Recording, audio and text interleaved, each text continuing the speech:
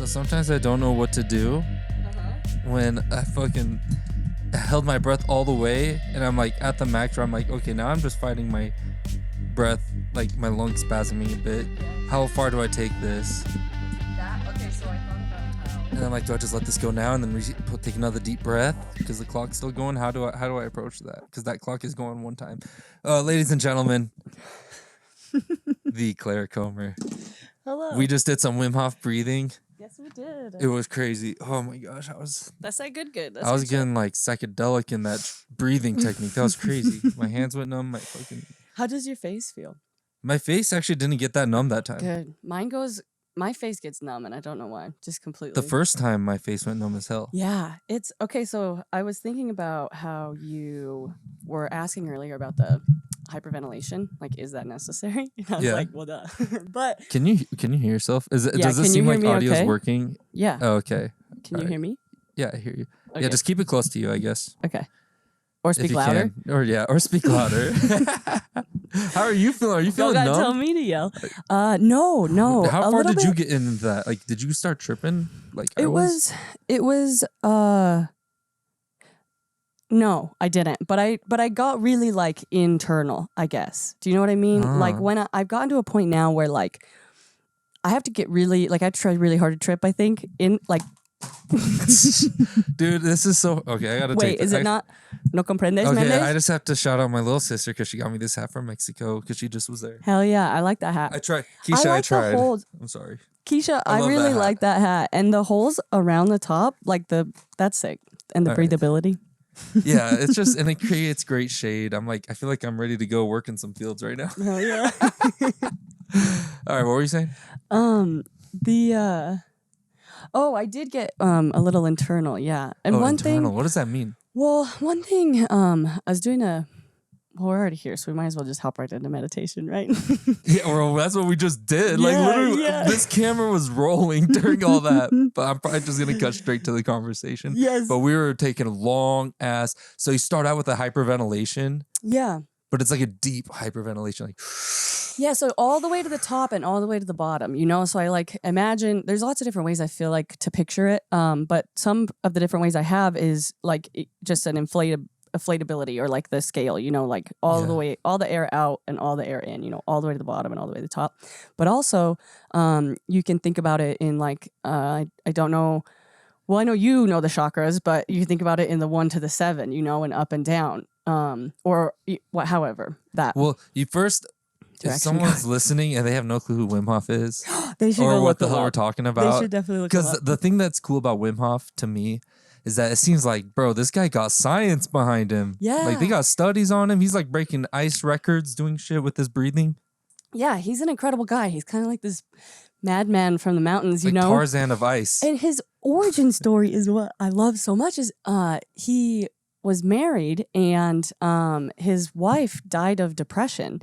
And through that, he discovered this method. And then, so he didn't know like a lot of the science behind it. But he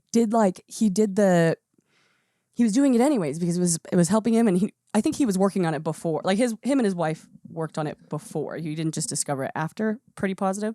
But then researchers started looking into him and seeing like how crazy his body was. I mean, they did a study where he elicited his own immune response. They injected him and 12 of his kind of students, which I have a quaff with because they're all male. And, you know. They should have got your ass in there. Science. Dude, do you remember in middle school when you did more pull-ups than anybody?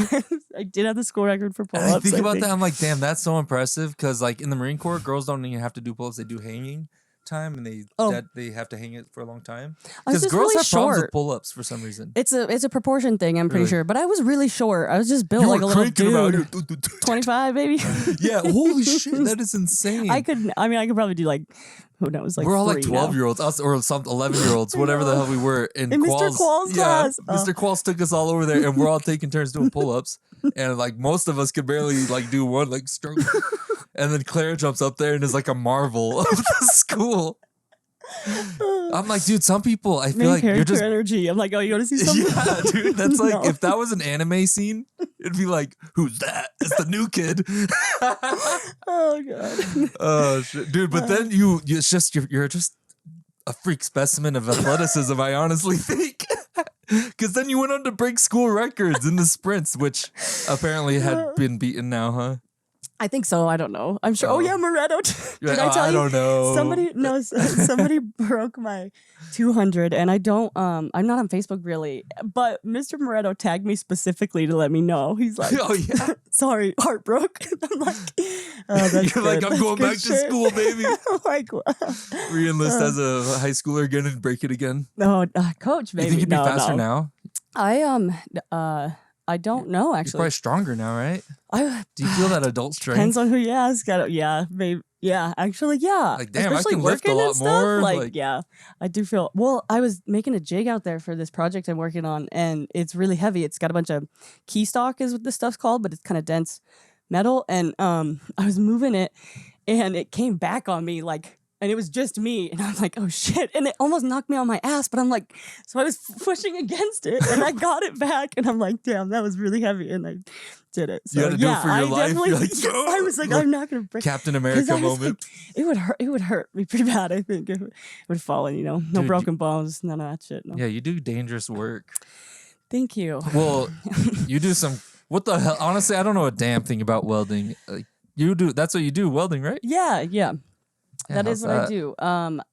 It's Is it good. hard? I forgot this is like a. Oh, shit, we got to talk about me. No, you can. I'm just talking. You no, can, no, Well, you want to ask me a question? I do. All right, ask me a question.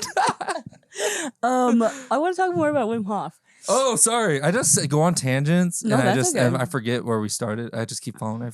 So I you gotta hate keep. that. You gotta reel me back, right? I got you. I got you. I do Wim Hof while I'm welding, if that helps. Are you serious? Well, not the hyperventilation part. So are you like so when you're welding, when she's just has normal breathing, there's like a little bit of squiggles in it and shit and bumps, It's like- but then she Wim Hofs and it's just perfect, Oh. smooth.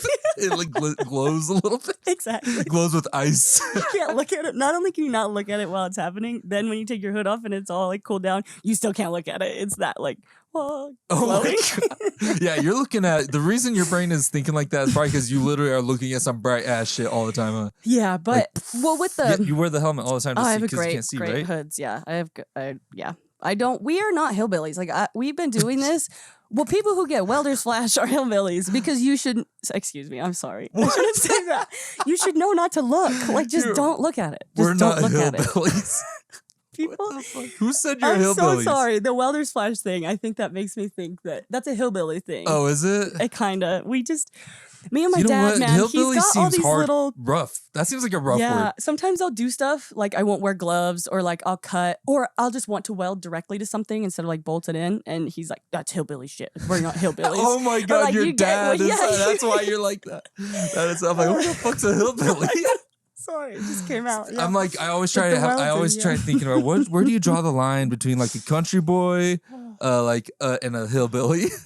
Oh, somewhere between. It's Well, how much, redneck. how much It's money? on the way yeah, to redneck. Yeah, Where's redneck at on the spectrum? on the other side. Hillbilly's the furthest. Like you don't want to It be. goes kind of like. You don't want I to be a think hillbilly. It's kind of like trailer trash. It's like white trash and then like. Okay, it's like the Venn diagram, but there's more. So there's like shared space. So you have like white trash and then you have country boy over here and then you got hillbilly in the middle, I think. Oh my god, it's like a mix. Yeah. Are you talking like is the Venn diagram the circle one? Yes, Like yeah. that? Oh, okay. Yeah. It's like a mixture of country boy and redneck. Country boy and white trash. Oh, white trash. And then Okay, I see it. Yeah. and then you go somewhere else. So then there's country And boy. then what's a redneck? I don't know, but there's got to be like that's the Venn diagram of like maybe like country boy I don't know. and like I've heard of them. outdoorsy. I've That's heard what it of them. is. It's country boy and outdoorsy, and then the Venn diagram is redneck. Oh, country boy, outdoorsy, I think. redneck. Yeah, if you like go I can see mudding, that. if you go mudding, I like going mudding, mudding. if you go mudding, hunting, and fishing every day. like What's that. that song? I don't know. We hunting, fishing, and loving every day. Oh God, yeah. Fuck, what the? Yeah, okay, Wim Hof's. That's how this works. This. All right, what were we saying? What's the Venn diagram between hillbilly and Wim Hof? Billy Not- Wim Hof, Clara. My dad would be so proud. Yeah, he's like, that's hillbilly shit. He probably sees you doing Wim Hof shit. He's like, that's hillbilly shit. Yeah. Oh, I don't know. You ever why get him he to do thinks- it? Oh God, no. No, He's like, fuck that. He's like, you're going through something right now. He's like, you just go. Go meditate. Good job, you breathed today. It's kind of what are you like praying. Go do it. Yeah. Like, we understand you need your space to breathe. All right, weirdo. Dude, it's Just get fun your work though. It's done. so fun. Yeah. Like, man, it's a journey. And it's something the cool thing is like, you could do it anywhere you want. It's free and it's so different each time, but it's internal. You but know, I wouldn't it's just do it like, in public as much because it's a little weird. Like you just breathing heavy, and someone's like, "What's going on with that girl over there?" No, you can do it wherever you want. Yes, but like, I did it. So I've been going down to the Natsu Pa. Yeah. And I would just like read or whatever. But sometimes I'll try to do Wim Hof, but when nobody's there. But one time somebody got in, and I'm like, I'm sorry, I'm doing breath work. This is super weird. But And it's Natsu not. I don't Pa. do the full like hyperventilation What do you thing. mean, Like where you in can just do Natsu Pa? really calm Wim Hof. So where in Natsu Pa? Isn't that a big public pool? Just in the hot pool. The one above. That's like it's up the step, and there's a hot pool. Mhm. Oh, and you'd go in times when It's no like a one's there. sauna. Well, it's just like slow there. I've been there like maybe once or twice, Weekdays are pretty good. and it's been packed every time. So it's hard Yeah. for me to imagine that like not many people there. Weekdays are good. It's only like it's not super far from here. Which I is mean, nice. it's fucking. Honestly, I wouldn't want to be in that tub during these hot days. It's great for a hangover. It's like good Yeah, sweat it detox. all out. Yeah, it's nice. It's like a sauna, but I like being I- in the water. I just saw this video about this doctor talking about a big lady patient he had who couldn't wipe her ass, and they said, "How do you clean yourself?" And they go to the 24-hour Don't tell me fitness, this. go into a hot tub and put their ass up against the jets, and it washes it all out. And they do that once a week. I'm like, what the fuck, dude? No, I don't want to go back in a hot tub anymore. No public hot tubs. Ugh. Oh my God. I'm just gonna keep an eye out for the big ladies. Ignorance is bliss. You know, I don't. Well, big or not, It's I like- don't care what size you are. I don't want that. Yeah. Oh yeah, going but it's just on. imagining. Yeah, you have like I a don't- week's I don't- worth of shit stuck up in there Stop. because it's like That they is- can't wipe, so it's like even worse. It's like a regular person. It's like Gnarly, hopefully it ugh. dissolves in the chlorine or something. Oh God. Yeah, they probably nuke those things. Well, hopefully they nuke them with chemicals. Yeah, I we're guess like, they oh, do for that's good better. reason. Sitting in the acid. Gnarly. Better than shit. Ugh, that's gnarly. I get creeped That's out. gnarly shit. I get creeped out swimming in like green water. Honestly, like around Why? here, you know, we got rivers and all the lakes and shit. Why? Deep green water. My imagination starts fucking with me about Yeah. what's down there. I'm Like like at a big vineyards? fish. One time I was pushing Isaiah and Jared Iniguez. We were at what the fuck was it? Some dam or reservoir of sorts, and it was a long like river. And we got in a tube and decided we're gonna push each other across and swim all the way across it. And while we were swimming, something bumped into our legs. Ooh, And we were deep out there and we were panicking, grabbing for the fucking probably a walleye. tube and shit and about to kill ourselves. Just popping this tube, our own demise from our panic. Oh, it popped. Oh shit, it's 2 miles back to shore. Good luck, brother. Every man for himself. You've been training your whole life for this day. See you at shore. Dude, you ever try helping somebody who's like panicking in water? You ever try like helping them? No. Well, practice. I was a lifeguard for a little bit, but so I've done it in like drills, but not Oh yeah, the real deal. dude. Have you? Oh, well, In the Irvine- Marines, did you? No, this was Irvina trying to kill my ass because she Ooh, did she did hit not you? like. No, we were on a jet ski. Oh. we were in Southern Cali. She was all visiting me, and we were on a jet ski, and I was flying around, and I hit it hard so she'd whip off, but she held on to me so hard that she pulled me off, Nice. and she did not want to get in the water. She didn't like water, Okay. and we landed in, and she fucking was using my head trying to get up. To get up onto the air. We're both wearing life jackets and she's still trying to crawl on my ass. I was like, I gotta get the fuck away from you. That's incredible. she Well, always that's cracks up survival about that mode. one. That's she's like, what do you want? Yeah, it's always so funny looking back at that. She's like, what the hell? Straight survival mode. She's like, who's Jason? I need air. She's just gone. Oh, that's funny shit.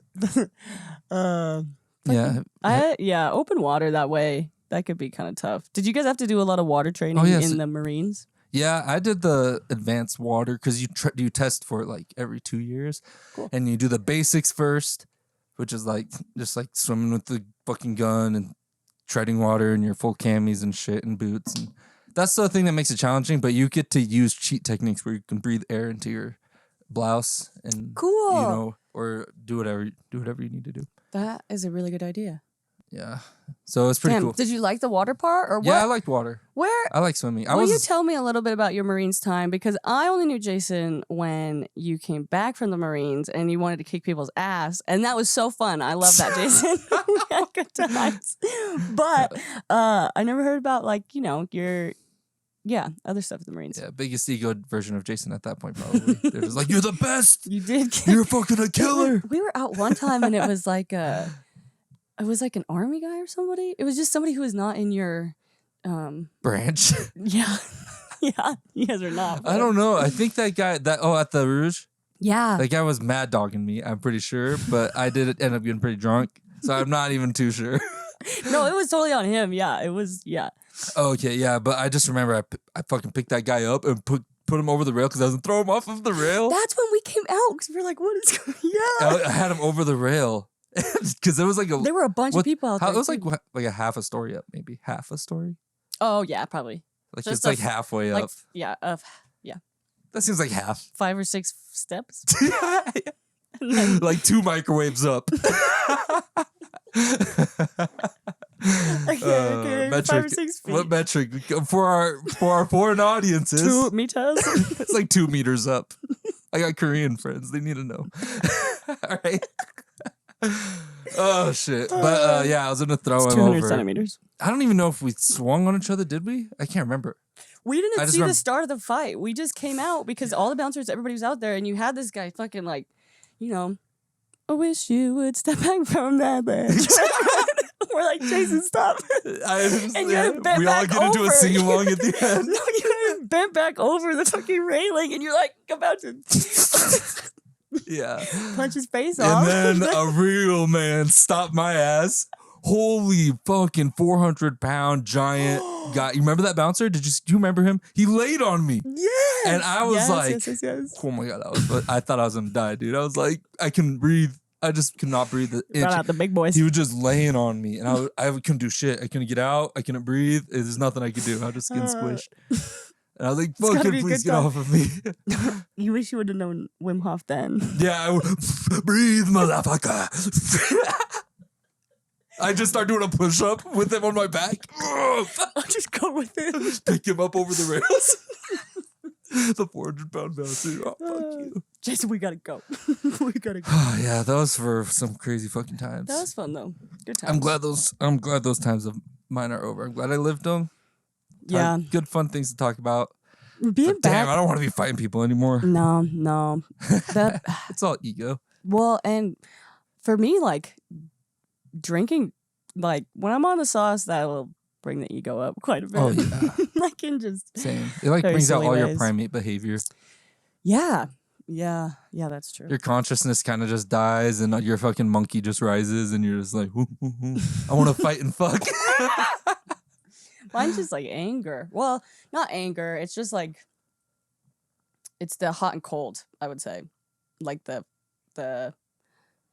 like the fucking bipolar feisty vibe, or just like fuck. You want to fight? No. It's mostly good angry. timer, but then I just get like sad. I don't like. Yeah, most of my anger is just more sadness, like coming out in an angry way. Yeah, I think that's better. It seems less like fiery, like angry, like rage. Rage is the worst. Everybody thinks I'm all fire, but I'm really not. I'm mostly water. Yeah, surprisingly. That's better because it hurts, and I mean anger hurts, but you end up hurting yourself a lot more with anger. I think. Yeah. I think that shit burns. That's the things, thing. It's scars. And there's really only one way to feed it, and that's with more fire, and it just keeps going. But the water's like most.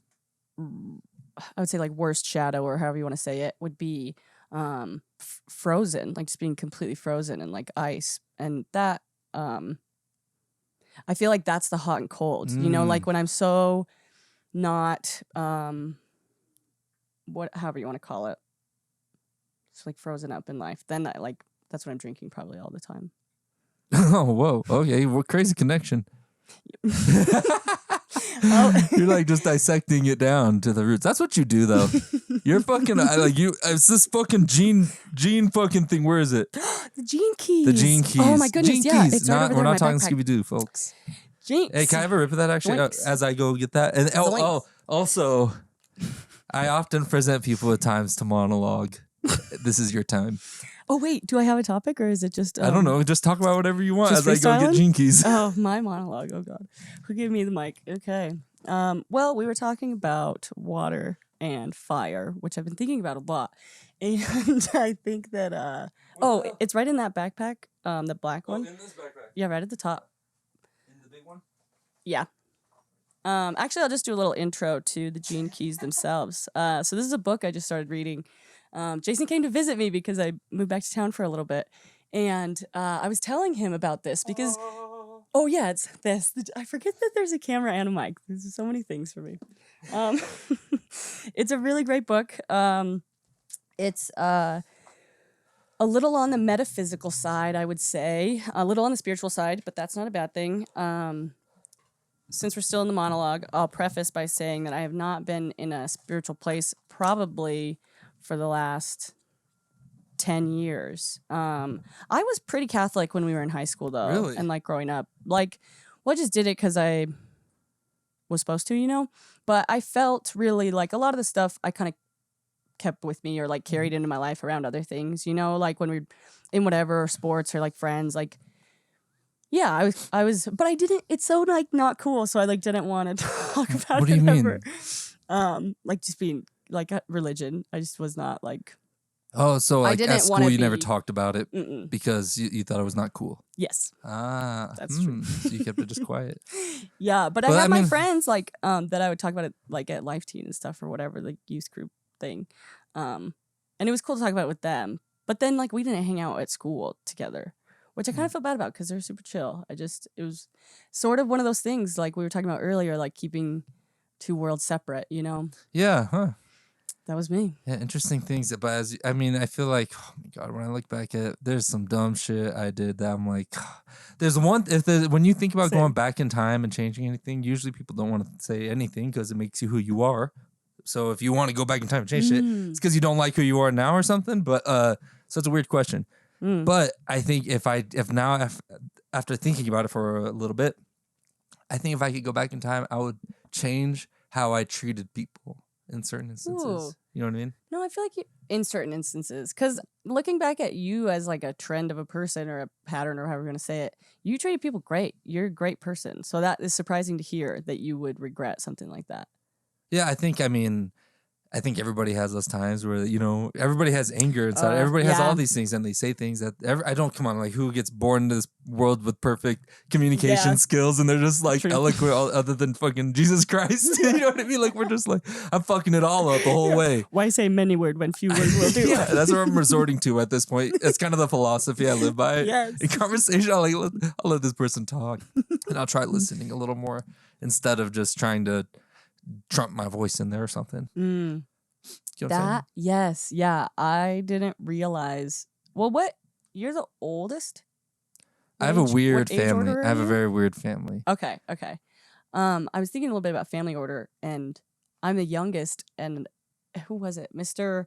Borner used to tell me that he's like, you're so the youngest child because all you do is like yell, like you have to like get your word in like all the time because it's no like one a, listens "Look to at me." Clara. Yes, and I'm like, that's true. I'm the youngest. Nobody listens to me, and I knew that, and I was so pissed at him for saying that. Like I didn't realize it was true until recently. But yeah, the whole just like not heard thing, and You're a bit of an artist as well, aren't you? I don't know if The thing with Clara is her sister is a badass artist. yeah, she is. And so that going off this topic, you're like, oh, I'll never be here. But I feel like I remember you having some badass art, didn't you? Well, I did pottery. I liked pottery, but I couldn't do art because like, how do you do art when your sister's Elizabeth Comer? You're like, what? Her like paintings are That's in the her school and thing, everything, yeah. you know? Yeah, and she's so incredible. You got that gene too, right? Like you got that ability. You guys got that creativity ability. Well, we Yeah, I think so. I think in different ways, definitely. Mm. It's tough to talk about because I don't really it's tough to claim that or think about it as me, you know? But yeah, I think it's an important thing. And with the gene keys, which we were talking about. Going into the genes. Well, I did that perfectly. I was thinking about genes. But yeah, it's the artfulness. Yeah, that's one of there's one gene key that has that as the gift, which is interesting, and it's tough to really think about. You've been reading in a about way. this exact topic, huh? Kind of. Well, I'm in the shadow state of that, and that's the gift. So yeah. But the gene keys are really. It's a really interesting book. So it's based on the I Ching, which is a Taoist ancient text. The I Ching or I Ching? I Ching, excuse me. Yeah, I think it's maybe pronounced interchangeably. I just picture the word. But so it's a ancient Taoist text. It's like thousands of years old, and this guy, Richard Rudd. It's like a bunch of princes come together. It's like 7 or 12 princes, right? I went to Barnes and Noble and read the back and skimmed through. Oh, really? To learn, because I was choosing. So I don't have the I Ching. I just know his. I know the background of what it is. I don't know the story itself, but I know kind of how it's used as a book. You know, like that way. So I wonder sometimes. I gotta grab some water. Really okay, no worries. All right, my turn to monologue. Ladies and gentlemen of the world, listen to me when I tell you this. Disarm the nuclear bombs.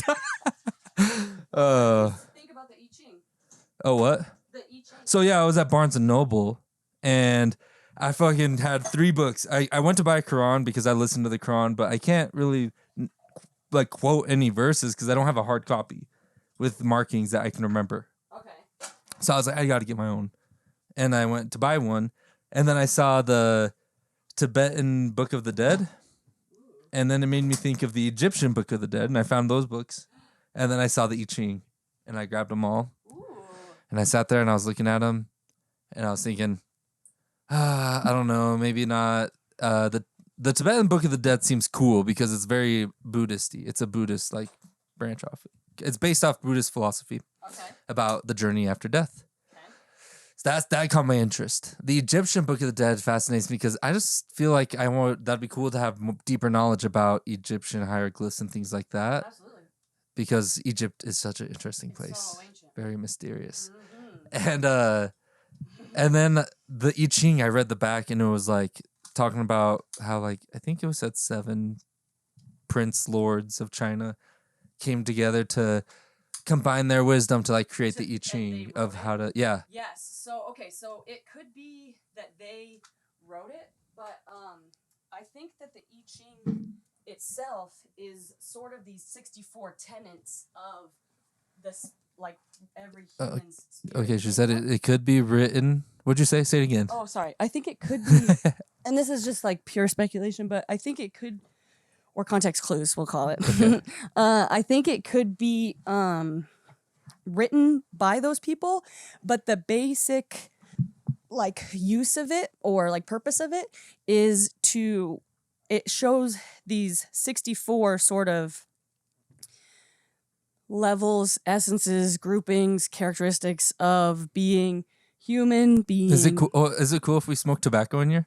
Of course, yeah. Oh, okay, Are you good with? Yeah. Okay, great. Yeah, as long as you're good with it. Awesome. So there's these 64 tenets that make up kind of being human, and right side,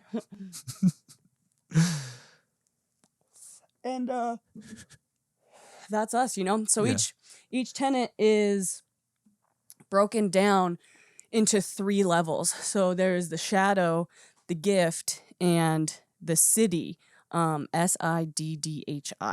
It's kind of an odd word, but so there's these 64 things that we are. So for example, I'll just flip in here.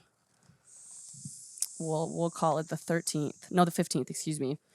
The 15th gene key, the shadow is dullness, the gift is magnetism, and the siddhi is fluorescence. So there's these 3 components, and that's what the I Ching is based on. So it's this configuration of these kind of lines, and they all work together to resemble a makeup of like just the basic human being. Sorry if I can find it. It's in the front of the book. It feels very Confucius-like as well. It's like Confucius mixed with astrology. Sort of, yeah. Because Confucius is a man who was like a philosopher who created ideas of how kind of a good person within a civilization should be within a society.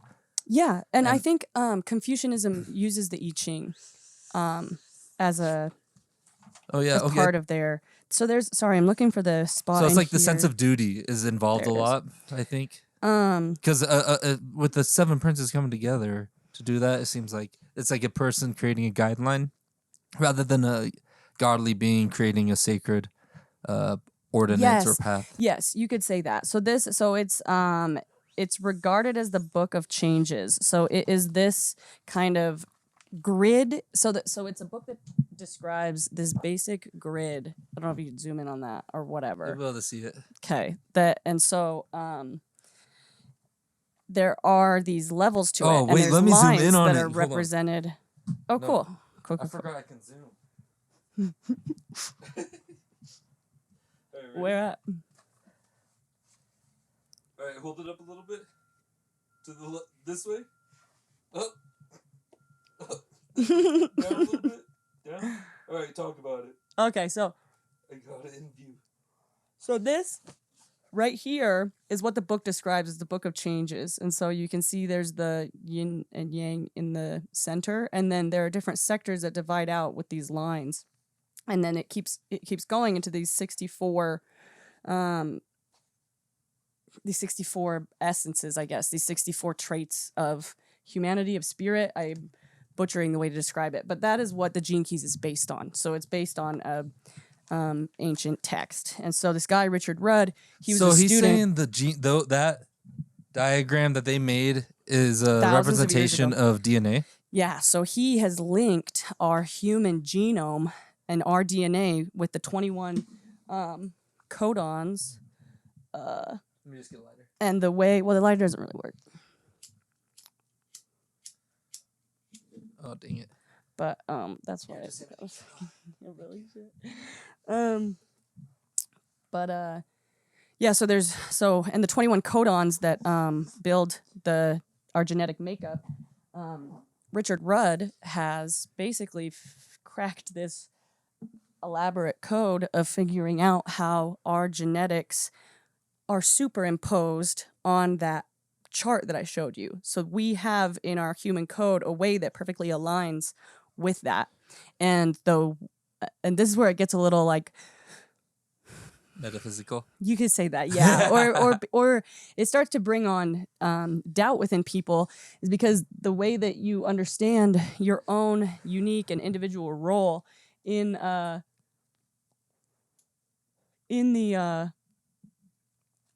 the realm of that, right? In the realm of the I Ching is through astrology. So we all have our own unique, just like we have our own unique genetic makeup that makes us who we are, we have our own unique pathway through the I Ching to basically find and serve our higher purpose, our highest purpose. And so that's what's so cool about it to me, is that this book is so different to each person that reads it based on who they are, just who they are, and you don't get to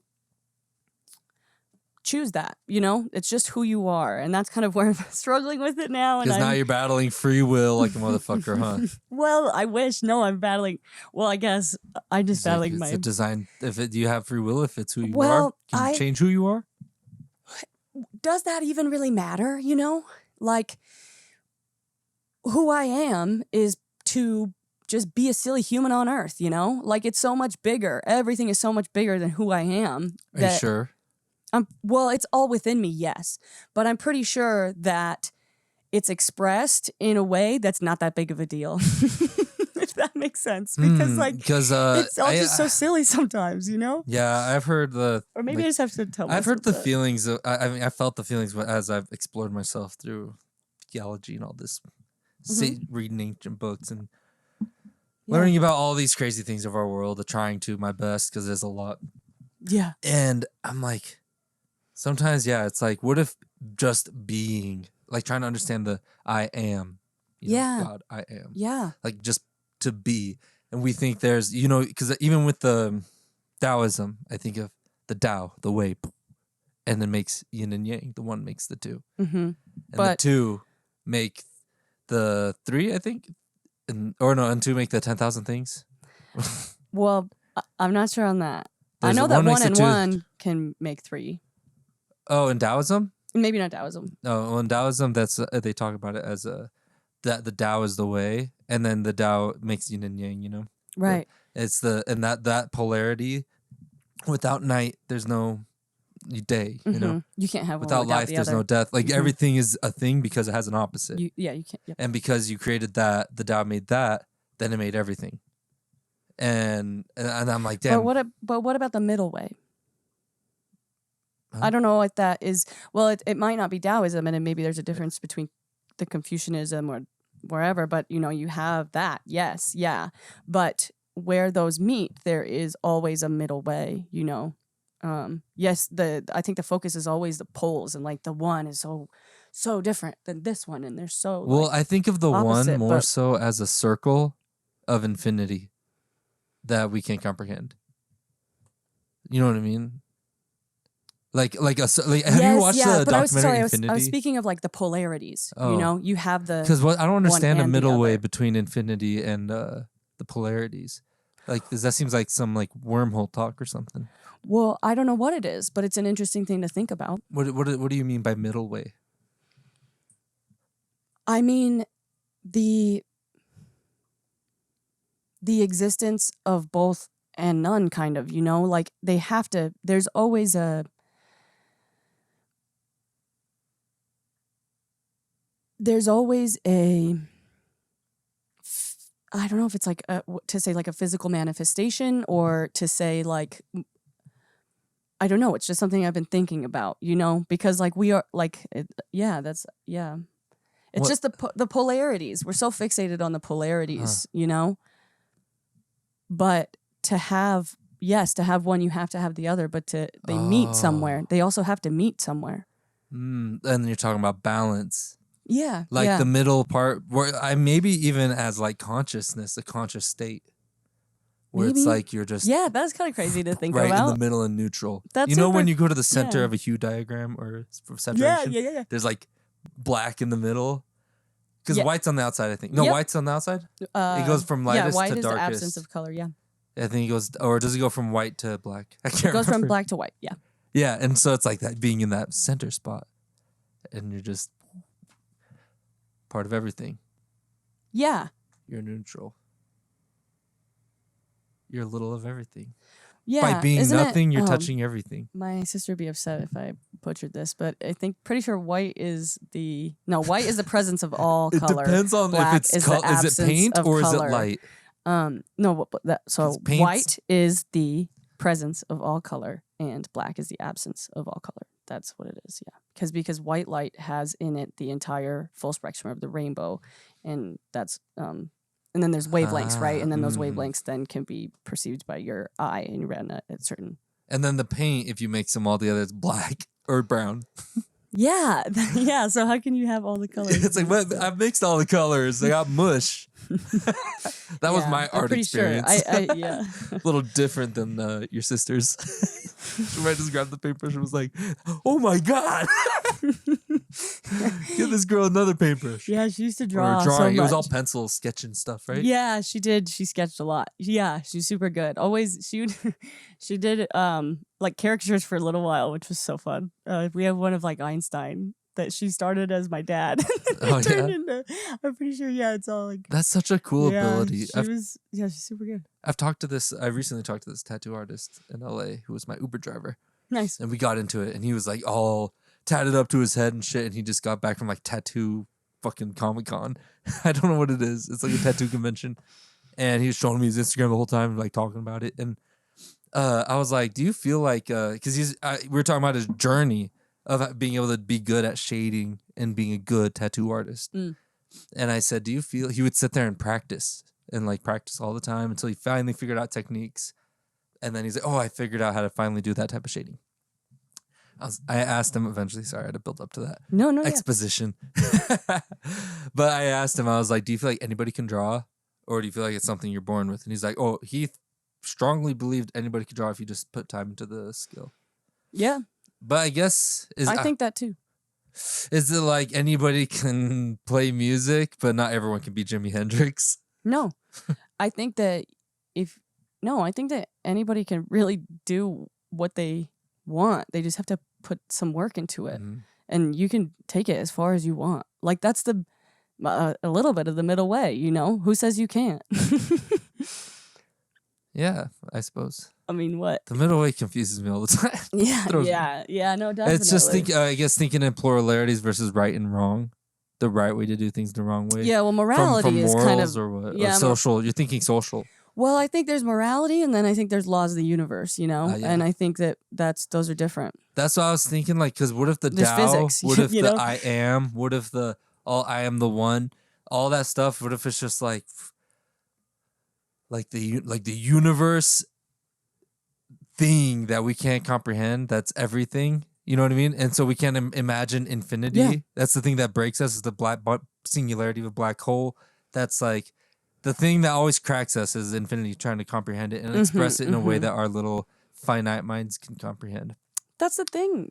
Yeah. I've seen it explained in this infinity documentary as it could potentially be like a spherical, like a donut. The universe could be like a donut where it goes around. And have you studied orbitals at all? Did you take chemistry? No, I didn't take shit. I went to film school. I just watched a lot of documentaries, and that's pretty much where I get my education. Well, I think that's like the I'm gonna fuck this up. I think it's the d orbital. No, did I remember D for donut? Maybe, but yeah, there's one of the higher orbitals that takes shape that way. Yeah. What's an orbital?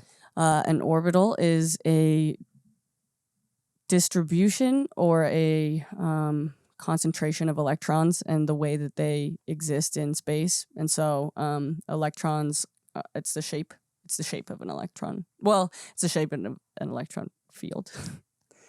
It's the shape of an electron field? Mm-hmm. And electrons, where do quarks come in for electrons? Probably in quantum physics. And that's what like electrons and what is the base your electrons? A quark, how do you define quark? Well, that's what I hear people like fucking Hawking's and everybody talking, like it's just spontaneity that pops in. Mm-hmm. And it's like these, it's sort like of it's like magic. An it's like our own, like it's like an anomaly of like magic where it's like things that exist. Yeah, those can. Yeah, I'm sure that they could happen in orbitals. I don't know. That's above my pay grade. Maybe that's what electrons are made of. Let's look it up. What should I type in? Well, no, electrons are made of photons. Oh, okay. And photons maybe are made of quarks? No, I think quarks is a description of like the behavior, like the way that they behave. Is a guess. That's a quark is any of a number of subatomic particles carrying a fractional electric charge, postulated as building blocks of the hadrons. What the fuck is a hadron? What do you spell it? Hadrons. Hadron. Let me click it real quick. I don't know. That's a subatomic particle of a type including the oh, this is gonna be a rabbit hole of byrons, mesons, hadrons. All this is just honestly too much. It's too much. I just need someone like a physicist to explain it to me. I'm like, I believe you. I feel like you did the work. So true. So true. Yeah, because damn, that shit's hard. Even you coming at me with your freaking gene keys and all that stuff when we came and hung out, I was like, damn, you've been doing some research. Holy cow. I always need you to like break it down for me. Almost Barney style. We're going all slow. No, it's just a super interesting book that I've been reading. I'm pretty it's awesome. excited about it. Those ones are fun. Yeah. But no, I'm pretty sure that the donut it just reminded me of an orbital that I learned about. And I'm not sure on quarks. So that's like another pattern, coincidence that people consider our universe to be a donut shape of infinity, as in you can just go around and around forever. Like you end up where you begin, so it's infinite. There's no beginning. There's no end. It's a interesting. Well, it's funny. The infinity symbol kind of looks like another orbital. It's like a dumbbell shape. What? Oh, yeah, the orbitals are interesting to me. infinity is interesting symbol because I only think of it in the 2-dimensional space. Are you a big symbols guy? What do you mean symbols? Like, well, you said that you're interested in the Egypts. What are you talking about, babe? Oh yeah. You were interested in the Egyptian culture and like in the infinity symbols and stuff like that. Oh yeah. I mean, yeah. Like I'm a fan of messages.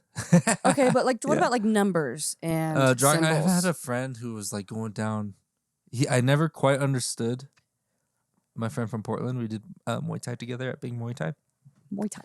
He was a cool ass Wait, dude. what is Muay Thai? How does that Dreadlocked-ass differentiate from other So Muay Thai comes from like Thailand. fighting arts? Yeah, and it's a Thai sport, and Okay. it's different than boxing and kickboxing in the fact that Muay Thai you got boxing, punching, you can punch the fuck out of the guy. You get elbows, boom, boom. You can throw elbows, you can throw kicks, and you can throw knees. So they call it the art of 8 limbs because you got 8 weapons. Oh, okay. Boxing is just the punches. Kickboxing just kicks and punches. So really, the knees and elbows are the extra, which are really useful because it's like honestly, elbows are so sick to throw. That's probably they land so hard. Yeah, that's probably really hard. useful. Yeah, It's a big ass bone. Yeah, and you're pulled by your whole like your back. Yeah, and if you're close range with somebody, boom. Ooh. You know? Yeah, that would hurt. And short people. If someone's charging your ass and they're out of. If they're short people, Claire's punching. How tall are you? I'm just kidding. You're punching people shorter than you. No, I don't punch. She's like, sometimes I just want to elbow their asses I down don't there. punch like, anyone. I am not. Get taller. I don't do violence. That's for sure. Not a contact sport. Girly. You're not. Holy crap. I mean, cheers to contact enough. You get enough elbows. What an interesting route of because you're a stellar athlete, obviously, and the choices of sports you did was track. Too nice. You just did track, right? And cheer? I did, yeah. I did all-star, like just the gyms here in Twin. And then, excuse me, then I switched to volleyball my sophomore year. So you did volleyball? I was a junior on JV. I was so embarrassed, oh honestly. My God. But then the next year I got all-state middle hitter. I was like, oh, it was fun. We went to state, did really good on varsity. I loved volleyball though. I played when I was little and then I quit. Just because, team dynamics are tough sometimes. And you have to have fun while you're there. And then I found cheer essential. and I fucking love cheer. It's so fun. So fun. So once the environment gets ruined, it's hard to want to stay there. Yes, yeah. Because it's not even a good time anymore. Definitely. Yeah. Because you have to make it like a fun time with your friends. Yes. Yeah. Otherwise, you're not going to want to just go fucking run lines all the time. Yeah. Yeah. That's what me and my brother or whatever. Me and my brother have been trying to build that habit with the gym. Like, cool. We just go all the time. We just go. Make it a place you want to be. And we just hang out. So if we're not feeling very good, we'll like do something light and chill in the sauna. Oh yeah, nice. Yeah. That's a good way to do it. I've been fucking wired on some pre-workout lately and been like, throw more weight on there. You got to be careful with that stuff. That I used to work when I was in my first degree. I was working at GNC at the mall and. Oh really? Yeah, I got into like a lot of the whatever that stuff. Well, it went well with cheer too because it's very physical, physically demanding. But some of the stuff they put in there is not good. Oh, I'm sure. Yeah. There's sacrifices. Especially the chronic accumulation, though, in your body. Huh? Creatine is good. Creatine's really well researched. But the accumulation in your body does weird shit. The thing that is scary is that we don't know what it does to us, I thought the stuff that it's like amino acids and BCAAs. No, not that stuff. Just the what pre-workout? I'm talking about like the compounds that they use, like the synthetic, yes, all of that stuff, but the ingredients that they use to make that stuff basically can have like weird byproducts, and there could be weird fillers, and it's not very regulated. Yeah. I mean, bodybuilding is a dangerous sport, legit. I'm I've been working with Generation Iron. You know who that is? I feel like I should. Generation Iron, they are like the leading media fuckers for bodybuilding. Cool. And Whoa. they make documentaries. They Oh, made hell the yeah. documentary originally Generation Iron. So now I've been jumping on with the brand, going around shooting. That's when I was in Mongolia and Colombia and shit. Cool. Okay, those videos look so cool. Yeah, and I'm Nice. working with like the biggest bodybuilders in the world. It's awesome. We were with Chris Cool. Bumstead a few months ago, fucking in Florida. And Chris Wow. Bumstead is the guy who just won his 4th Mr. Olympia in Classic. Damn. He's like, they think he's unstoppable because he's at the top and he's only getting better. So who's ever going to catch him? Wow. But yeah, that's a dangerous sport because a bunch of bodybuilders, the old school bodybuilders who kept bodybuilding as they got older, just fucking croaking early. But they're juicing up too. They're doing everything. Really? Is it regulated? Oh, it's no, hell no. You have even to. at Mr. Olympia? Yeah, no, you have to, or there's Shouldn't no that chance. be like a hero or something? No, there's no chance. It's already known. Like it's just so funny This that is people the thing, don't Jason. know. Why though? Can you ask what's his name? Well, there are competitions that are natural, and everyone's significantly smaller. Who gives a shit? Yeah, and people, it doesn't draw as much attention as the people and the people who are. It's just two companies. These people put on open, do whatever you want. There's an art to it, And they're not telling you to do it, but people are doing it. And if you want to compete, you're gonna have to do it because that guy's doing it, and there's no chance you're gonna catch that guy. They're just on their. It's unregulated. Yeah, they can pass so the it's regulations. fueled by the athletes themselves. Yeah, and they're just fucking giants, and they're looking huge, but these people How are addicted early are to they it. dying? Well, some of them in their 40s. Crazy, huh? Yeah, pretty hardcore. But that's the ones that don't know how to stop. Look at Arnold, dude. I saw Arnold Schwarzenegger. Arnie's kicking. He looks great. When I was at Venice Beach, when I got this shirt, I love that shirt. I saw Arnold Schwarzenegger. We were recording. We saw him. He was all working out, and I was like, Oh, they used to have my gold God. hair. Huh? Did you saw him? Yeah, we Whoa. went up to him, but his team was like, no camera to me. And I was like, oh yeah, no, it's cool. I pointed But away. you met him? No, he didn't have the time of day for me, honestly, dude. He was That's like, so cool the about guy that I was word. with got to talk to him, but I was like, Wow. what's up? He was busy. You could see it. I didn't even try. Because the way he has a team around him. They're working at Venice Beach and they don't want people bothering him. He's trying to do his shit. He's a fucking superstar. There's people at the fences trying to take pictures of him.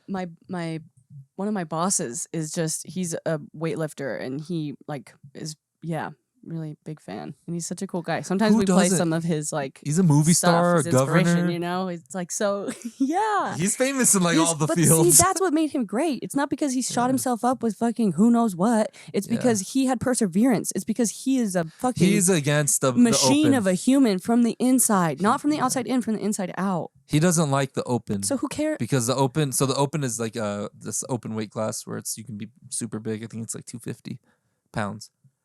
And classic is 220 and below. Oh, And okay. classic is like Arnold. You looking like Arnold. It's like Okay. the Arnold build, looking like a Greek god. Okay. And then open is like marshmallows. You're humongous. You're just fucking the Hulk. Michelin Man. You look humongous, like alien almost. But it's just like an alien of muscle. But Arnold has talked against that. He said things like he doesn't like it. It used to be about looking the best, and he doesn't think that looks good.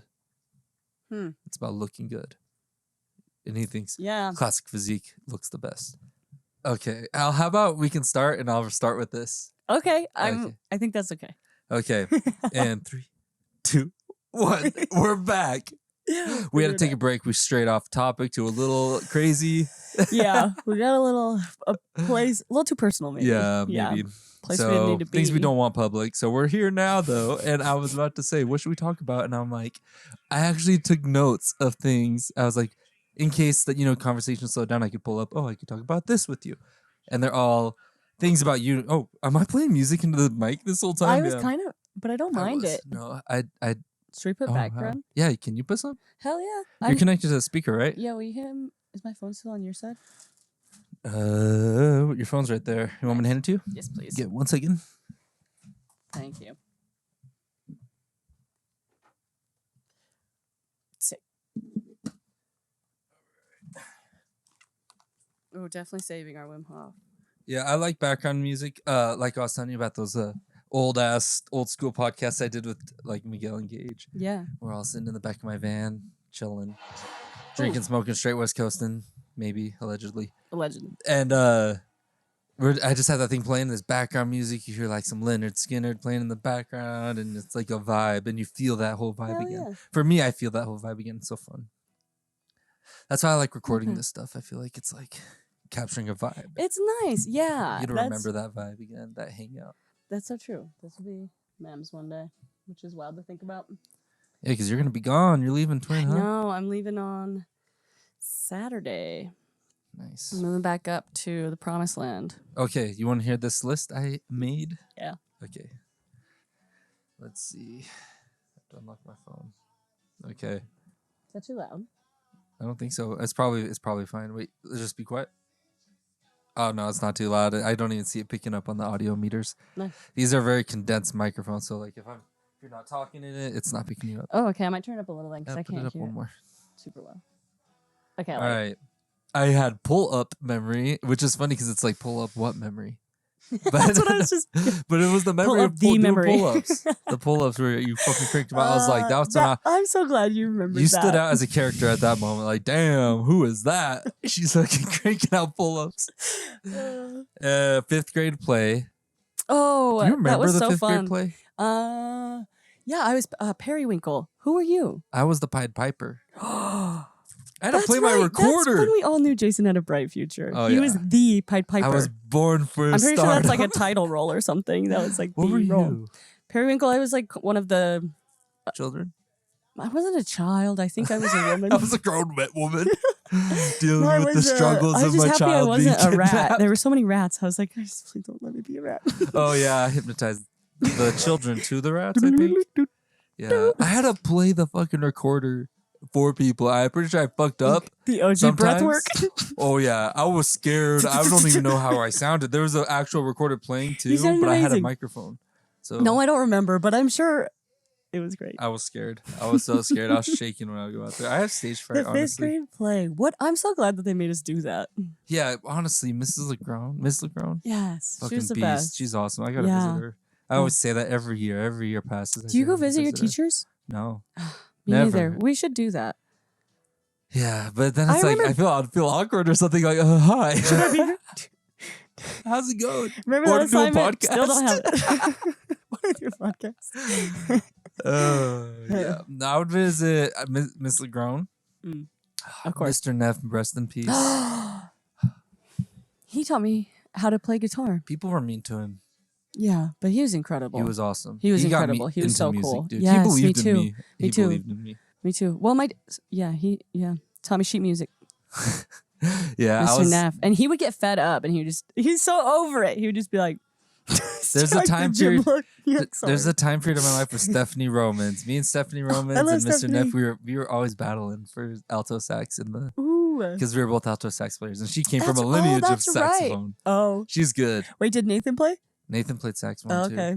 Nice. Yeah, I she was love the good. saxophone. The- Do you the know Romans were Grizz? good. Do you know Grizz? Grizz? Grizz. Who's that? He's a artist, a music artist. He plays the saxophone. Oh, is it nice? Is it like incredible. jazzy? It's like fun. It's like whatever he wants it to be. I like Are you it. gonna throw some on? It's a little too high. Yeah, let's do it. It's a little too high tempo. Well, I was thinking it was hype, but no, he's got. It's okay. Yeah. We'll just change it after. I want to Sure, hear it a sure. little bit. All right. After the 5th, that was all 5th grade play. Okay. Yeah. Let's. Occupation, which was welding. We talked about. Yes, sir. When Currently, did you come I'm also to a Buhl? fisheries technician for the Forest Service. Oh, that's what. Yeah, you confused me. I do both. Okay, like seasonal. It used to be seasonal, yeah, and that was a good gig. Sorry for the bugs. You're Sorry. attacking me. There's no bug problem.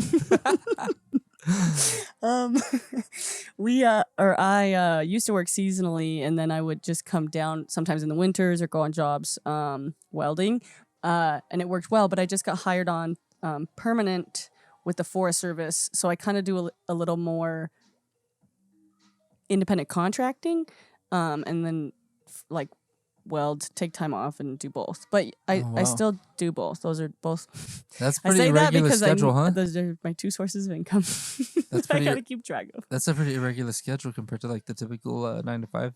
Yeah, but I love it. That's I tell cool. my boss at the Forest Service, I have no need for routine. Like I don't. Yeah. Chaos keeps you on your toes. It feels good. Yeah. I like change. I'm down for change. Yeah. When change happens, I try to convince hate myself that I stagnant. wasn't. Yes, same. And then do you ever like try to convince yourself that you're not bored, but you are? Yeah, I mean, like if Like it wins stagnancy, I should say. Yeah. But Like, for me, luckily, I have no, a this is job. fine. But I have a job pursuit where I can always be doing something to try to elevate my. and you do it though. You know, That's the trick. That's cool shit. just keep going, just try, and then it's like at least you got something that you can get the outlet onto. Yeah. Go, keep trying, keep going. Because I don't like the stagnation, but I like to be home. I like to be here in Twin. Twin's such a good spot. I love It's my underrated. family's here, and for me, I mean, I've been all over the place, but for me, and I've heard this with a lot of people, home is just where the people that you love are. You know, it's like the alchemist story. Wow, I have that in my cart on Amazon. I need to get it. Yeah, it's like you realize the treasure is where you started. Ooh, what is the alchemist about? A boy shepherd back in the day, shepherd boy with his sheep, wanting a dream it for Jesus? more, and he hears a fucking like prophecy of where some treasure is, and he goes on a hunt for it. Is takes it him through the desert. an allegory? No, it's a fiction. It's just a short story film. Short story. It's pretty Nice. short. It's still an actual little novel. Do you think It's they're like trying 150 to, pages maybe. with the whole shepherd thing? Do you think they're trying to paint the picture of the Jesus thing, or I don't think so because he goes on the. Hang on one here's second. you want a spoiler? no? Okay, I won't tell I'm you. actually gonna read it. I really do want to read Okay, it. then just I'll let you because you could maybe interpret it differently. Okay. So maybe you should read it and then we'll talk about it. And then we could do another podcast and call it The Alchemist. We could do a book club. Dude, I know I've been doing that with Irvina. I'm like, we got to do another one, me and Irvina, but we haven't read a book together in a while because she quit. I've been reading The Sea of Tranquility, and I started getting far through it because it was like a recommended on Goodreads for like top amateur picks, and so she chose it. And I was reading. I got to like middle of the book. She barely got through the beginning and stopped. And she's all telling me to read it. She's like, just keep going and then tell me how it is. I'm like, what? You have the audacity to tell me to keep going? You're quitting. I'm like, I don't want to do it anymore either. Synopsis. She's like, just catch me up. So it's like a time jumpy And that's a thing. good. Oh, wait. So it starts with a guy in 1912 fucking going through the Americas, and he goes to Vancouver, and he's like, it's like old school days. Was this The Alchemist? Oh, no. This is The What is Sea of this one? Tranquility. Oh, okay, yeah. Okay. And he ends up seeing some Native Americans on the coast and like talking to the girls. And then he like goes into a forest and runs into this like tree where he hears a violin and has this like fucking DMT experience pretty much. Like, Whoa. With a violin? Yeah, there's like a violin. That's a part. Because Have it you always heard- is there. Of The Lyre? No. Lyre? No. Oh. What is that? It's an instrument. Oh, That really? just reminded me of like a similar symbolism. A but I'm lyre. listening. Maybe play it. Play the sound of it. I love learning about instruments. They're so fun. I don't have the sound of it, but took it looks Asian- like a guitar. Oh, it's like a medieval? I think so. It's just Medieval, it's in a like what Jaskier does in Witcher? it's in a poem by Rainer Maria Rilke. He's like an Austrian guy. Oh, yeah? And it's the duo Elegies. This isn't the lyre. This is a guitar. No, I'm not playing it. Oh, do you want me to? Yeah, I wanted to hear Oh, it. okay, I thought okay. this was it. You like went to your Oh, phone and no, like I typed was already it? playing. I was already changing the music. I Oh. just was. You Let's want hear to hear Lyre, it? Okay. yeah. Okay. I got you. But yeah, the duo Elegies. It's about Orpheus. Do you know who Orpheus is? It's like a Greek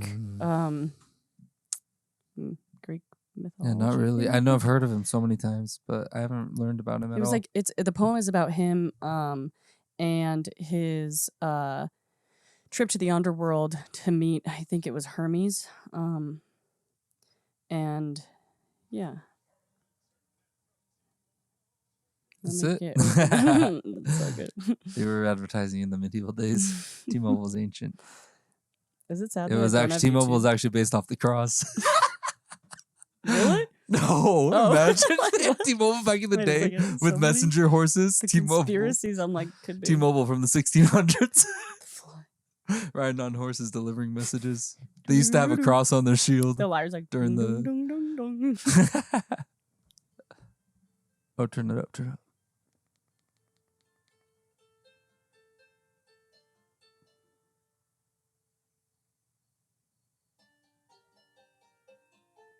I feel like I'm in a Zelda land. Isn't that nice? Oh, I feel like I could just be in a gameplay of Zelda forever. So, anyways, you're talking about the violin. Oh, the violin is hard. Sorry, it reminded me. I tried to learn the violin once, and damn, that shit is way hard. Yeah, so what was I going with to next? Oh, favorite movie. That was my next topic. Ooh. What is your favorite movie? Back to the Future Part 2. Really? Is it too hot in here for you? Do you want the AC? Is it going to fuck with the noise? It's okay. Fuck it. No, I'm good, but we can open a window too. I'm good. Do I look hot? No, I'm just hot. You're hot? Yeah, Yeah. put the AC on. You want the AC on? Okay. Yeah, sure. Take a little break. Or the window. Okay, no, I'll monologue like this. Okay, so she's opening the window. Now she's running over. She flipped over the AC thing. She pushed the button. AC should be blaring on in 3, 2, 1. And we have blast off. And Clara is back. Damn, I should be a commentator. And coming down the left side. Hot on the trail. Okay. All right. My favorite movie is Back to the Future Part 2. That's one where they Whoa. go to the future. Wow. Yeah, that one's... I fucking barely remember the full plot of that one. It's good. It's the only one that goes in all 3 timelines, I'm pretty sure. Does so it go to it Western starts in that the one? Yeah, at the very Oh, end. okay, yeah. That's where it leads up to the Western. But then in the middle they spend the time in the future mostly. Oh, It's yeah. got the hoverboard. Yeah, the hoverboard. That's like the most significant part of the thing. I can barely remember the plot though. So he goes to the future by accident. Well, he has to save someone. He has to change a date. He has to. There's like the paper, and then he has to change the time that the clock tower strikes back in whatever the 80s. Oh my god! Not in the 1880s, 1985. He has to go and fix. I'm pretty sure. Something in the past. But he has to change the future. No, somebody gets in trouble. Oh yeah, and then they have the casino. Someone fucked Brig with the opens the past. He casino. has to go reverse it. I haven't seen it in so long, but anyways, that's my favorite movie. Time fuckery movies are always so engaging because it's like, how are you gonna do this? There's a fucking paradox somewhere here that you're gonna have to just step right over and say, well, technically it doesn't fuck with the universe. Because like the grandpa paradox. If you go back and kill your grandpa, do you exist to kill your grandpa? How could that? That's a error. Can't divide by 0. Some paradox there. Yes, you do. Because if you kill him, or here's a better one, the Shakespeare paradox, where if you go back with go to Barnes and Noble, and you get a book of Shakespeare, and you go find a time machine, and you go back and give Shakespeare the book of Shakespeare, and he's like, oh wow, thanks, and he just publishes it as his, and it just goes as Shakespeare's work. Mm-hmm. Then where does who wrote Shakespeare? Well, to quote Shakespeare, a rose by any other name would still smell as sweet, so anyone can claim to be Shakespeare and give them Shakespeare's work. Because who are we really? Holy shit. You are Shakespeare. All right. We're all Shakespeare, you know? Yeah, I'm starting to get my mind blown now. That's why you could kill your grandpa too. Oh, just put confuses error Well, in my because brain. you are yourself and you are your grandpa. Oh my god, like the egg? Yeah. Like you are Yeah. everything. So you are not, if you killed one version of you, it's not as significant because you are everything. Maybe? That's what I'm thinking about lately. Whoa. Yeah. But that's why I we're all dig that. connected, you know? I felt that when I did DMT. I felt that. Yeah. I felt like That's why I that feel was so- like a message. This I sounds got. cheesy as fuck, but that's why I feel so called to like go work for the Forest Service. Like we need to serve Earth. The only thing worth serving right now is not blowing ourselves up. And I work in hot works. Like I know, I've seen things get blown up. At the welding side, let's just say that. So you're going from not too like- many things though. Yeah, you're going from some like shooting fire out torches to like being at one with nature. Yeah, welding your gas tanks. You know, we gotta. I shouldn't tell you what we gotta go do soon, but we have to cut into some gas lines. We gotta weld in gas. Ooh, that sounds so tanks scary. around them. Yeah. That sounds Well, freaky. cut into a pipe that holds gasoline. Is that Yeah. pretty safe? No, but if you know Oh what you're my doing, God. if you know what you're doing, it's okay. Okay. All right. That's why I do feel strongly about, yeah. But what we're saying, oh yeah, that's the serving the earth, because a lot of that stuff has fucked us over. But I will say, it's a nice time to say it. The systems that we build, I get a lot of shit for working for the petroleum industry too in today's day and age. But the systems that we build are really efficient. Like if it has to be a bad system, that's one thing. But if we can cut all the other stuff out and make it really efficient and work really well, that's a good thing for everybody, Yeah. And the people who get mad are usually doing the devil's work, but it's so fucking complex, dude. There's always new information I hear where I go, oh, and then I'm like, oh, now my idea is this, and then all of a sudden another someone says something who's an expert in something else, and they go, oh, well, okay. That's why I love you though, because you can change it. You're just like, oh, okay, that makes sense. And it's weird. Some people are just like, I like that. I'm gonna defend it like it's a college thesis. Yeah. This is my hill now. Research. I'm dying here. Check my bibliography right here. Yeah. You know what I mean? Yeah. They get angry. I'm like, oh damn, calm down, dude. That's a tough spot about research too. Is like you have to recognize that that's what those people do for a living. Their job is to be skeptical, and that's a good thing. But you can't take it personally. Do you know who Lex Friedman is? Yes. You listen to Lex's podcast? I watch his TikToks. I don't know who he is or anything about him, but he shows up on my TikTok, and I'm like, He's growing a team. I love this guy. He put a video editing job out, and I was like, I should apply. I listened to his shit, but then I didn't because I'm like, I'm just gonna keep making my own shit. You should. I'm just gonna keep doing it because I'm doing email something him. You should good. bug him and be like, sorry, I didn't apply. I hope I gotta make my name. Anybody. I gotta be a documentary filmmaker. You're a self-made man. So I'm gonna make my first feature film coming up. Actually, I'm writing a story. Let me tell you. Let me run this by you. Yes, I was just out. I'll tell you so one day I had roommates and I was living down in the basement of this house. Okay. And I was down there and I probably was intoxicated the night before. I slept in a lot.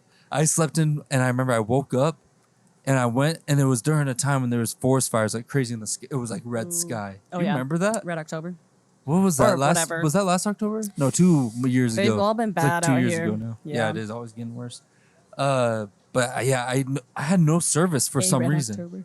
I had no service, and I went to the fucking Snapchat and went to the locations, and there was nobody. It didn't show because that was like disabled.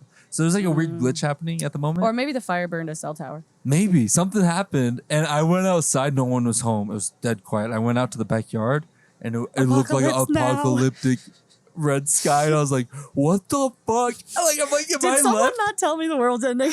dude, exactly. And I was like, "What the fuck is happening?" I can't even get a hold of anybody. And I was like, "What the hell?" Oh, no. And I went, and I just got Bosco, and we're like, and I went to my car, and then I got service, and I talked to Irvina, and I was like, it's just a glitch. And then all of a sudden, the whole Earth came back to life. Everybody driving by and people walking around. I'm like, oh, okay. We're back. I went primate mode pretty quickly. Like, gotta survive. What if get out of here? Okay, what if that could happen? No, just humor me here on this thought experiment. Yeah. Imagination, let's call it. What if that could happen in real time in front of our eyes, but not really? You know what I mean? Like, what if this whole timeline thing, like Back to the Future, whatever. Oh yeah, like maybe that did happen, but for some reason we keep existing on the good timeline. Yeah, or you go into another timeline, or like how does that work? You know, it's so complex. Do you watch Rick and Morty? Theory. Yeah, I like Rick and Morty. I fuck with Rick and Morty, dude, so much. I like string theory. It's pretty cool. It's so crazy though. It's like it's like hard to comprehend, and then it does it. What does it do to affect what your timeline is now? Yeah. So it's like maybe because there's people, the person who wrote the first like do it your own adventure book, killed himself. Those. What? The first guy who wrote the do it yourself adventure where it's like go to page this because he thought his own his own world was like a choose your own adventure predetermined thing. And he went crazy and killed himself. And it's like whoa. Because then what does anything matter if what you do? Because you're gonna be like it's like it goes dark. Yeah, but why kill yourself unless you just want to quantum leap out of it? But why would you want to quantum leap out of it? Because what do you think about answers? Do you think you're like, I want to know now? What about reincarnation? Because if you commit that karmic level of such intensity, then aren't you going to come back in a worse state anyways? What if they get so dedicated that they think that's what it is? They're like, I'm so sure about this that I'll just wake up again. Yeah. And they're like, I'm just gonna go. Just to they test think it's it? like Inception. You know the movie Inception? Oh yeah. That's trippy. You're like, oh fuck, what's the dream? It's like Matrix. These movies that come out and make you think. You're like, You know what whoa. I do like about Inception though is that it's always got the top. You know, it's got it teaches you so much. I think. Yeah, I mean, it makes you think about crazy ideas you never think about. Yeah. Most people, traditionally humans coming up, were very stuck to our traditions. And then once we started like globalizing with thought and expressing ideas with each other, with connecting through internet and shit like that, people started just becoming free thinkers like crazy. Sometimes to a fault, because sometimes I feel like if you don't have grounds, Yeah. Do you think that's good or maybe bad? it goes to chaos. You might go slip to chaos too instantly. So I like to set myself some morals. Well, that's where sometimes the masculine Standards. scares me. I gotta say, in the chaos, because the masculine. Well, I definitely think, and you maybe think this too, but I think that all of us, like in our human body, we have masculine and feminine both, and then it's our job to kind of navigate that, especially given the human body that we're given, which is really, really hard for some in today's day and age. But I think that the thing that scares me about the masculine and something I'm trying to work on in my own shadows there is just the off switch of like, I just turn off my brain and then like fucking punch a wall or like throw something or like get mad, you know? And it's like, but then I turn my brain back on and my hand hurts and I'm like, shit. And that scares me about that side of me. But who's to say that that's not the feminine side either? You ever know? watch Avatar: The Last Airbender?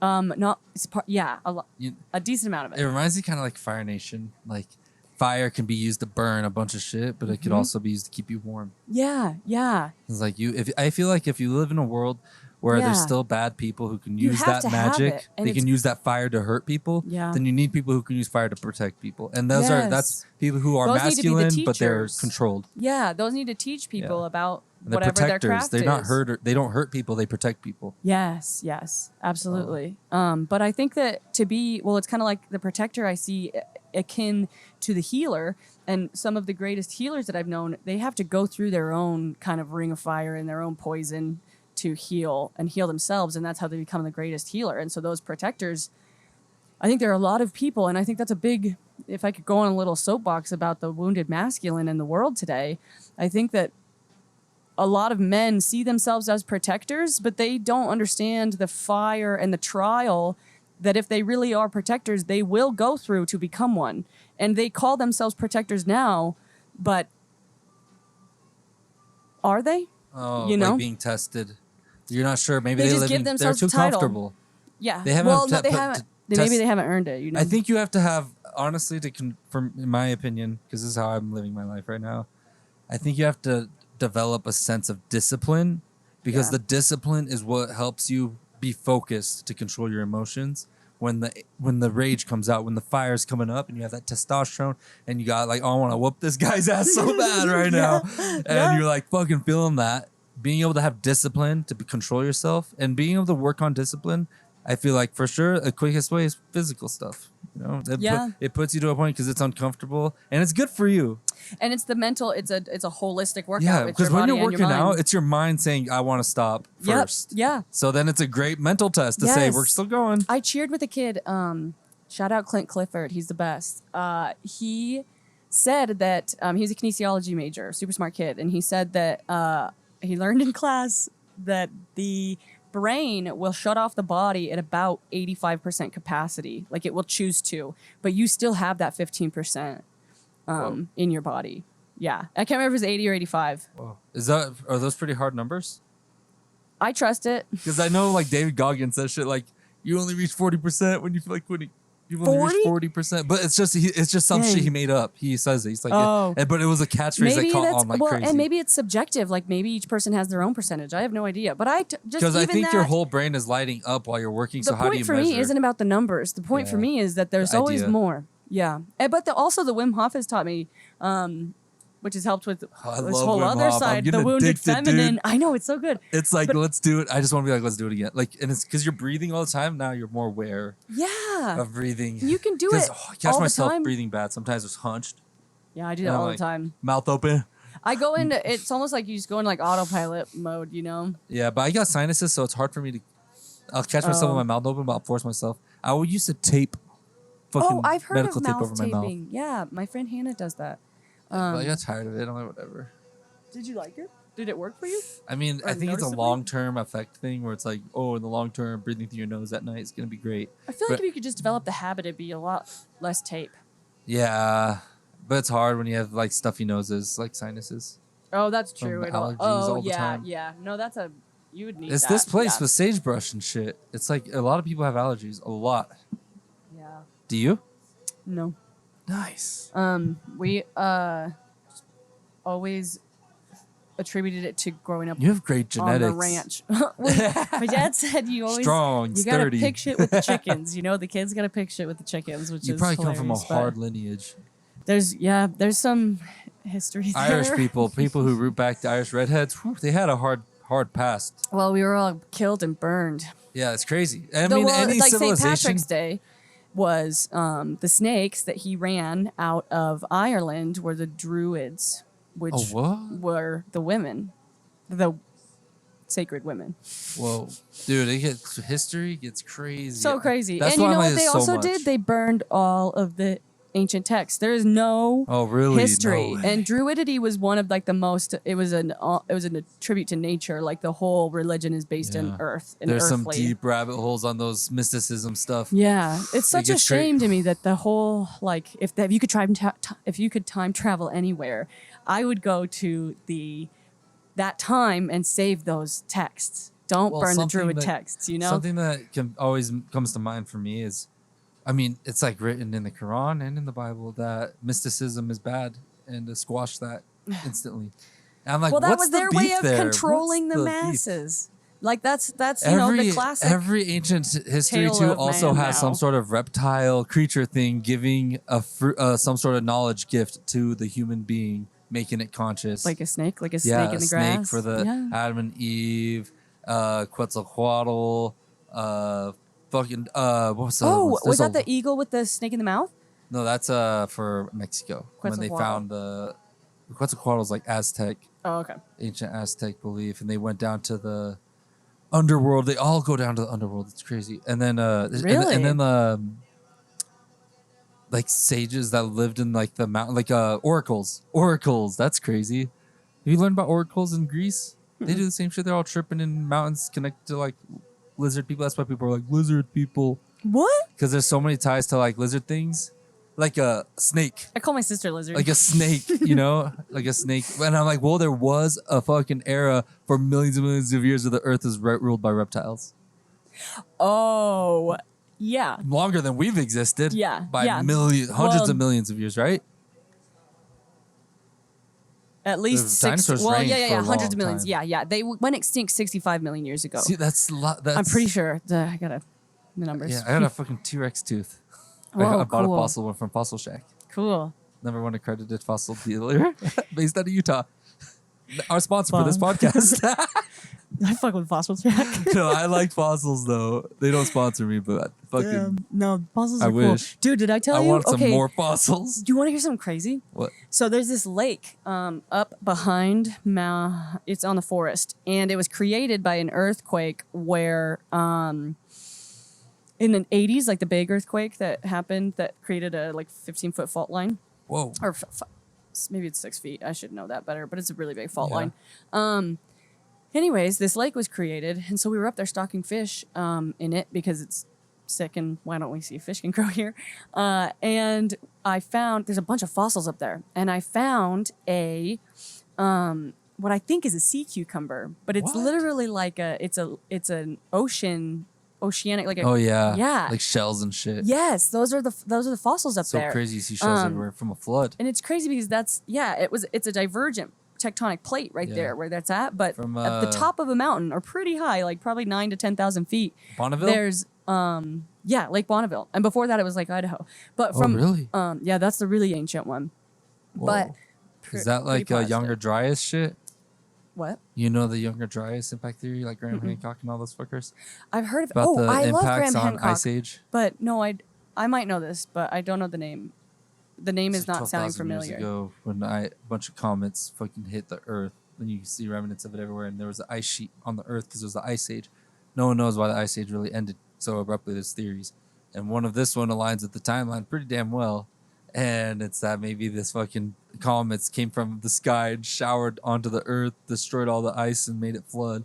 And that's why everyone wrote down God struck the earth and flooded, killed everybody. Interesting. And everybody restarted as rodents or whatever the fuck. I don't know what the Well, fuck. 12,000, that's not long enough. I've heard of that in a different way, that exact theory. And people say that during that shower, if it's the right one that I'm thinking of, and it could be a It's different like a one. comet belt you fly through. That, what? Like a comet belt in our galaxy that we fly through or our solar system. No, I just have heard that event was happening and the Earth was protected and the moon were protected by the shadow of the sun. And so we are so far out in the galaxy that most other planets did not survive that. There was like destruction. Oh. I don't know if that's the correct comet shower that you're talking about. But was it recent or like beginning of Earth days?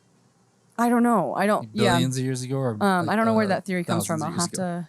I just heard it like a basic, or I heard a little snippet of it, and I was like, "Oh, that's super interesting." But I'm forgetting where to. Have you heard of place the time on Apophis? Apophis? Apophis, the asteroid Apophis. It's coming. Oh, is that the one that's on its way? The way you say that, it's on Like its Santa way. Claus. Like, yeah, that's the one on its way. Honestly, I was listening to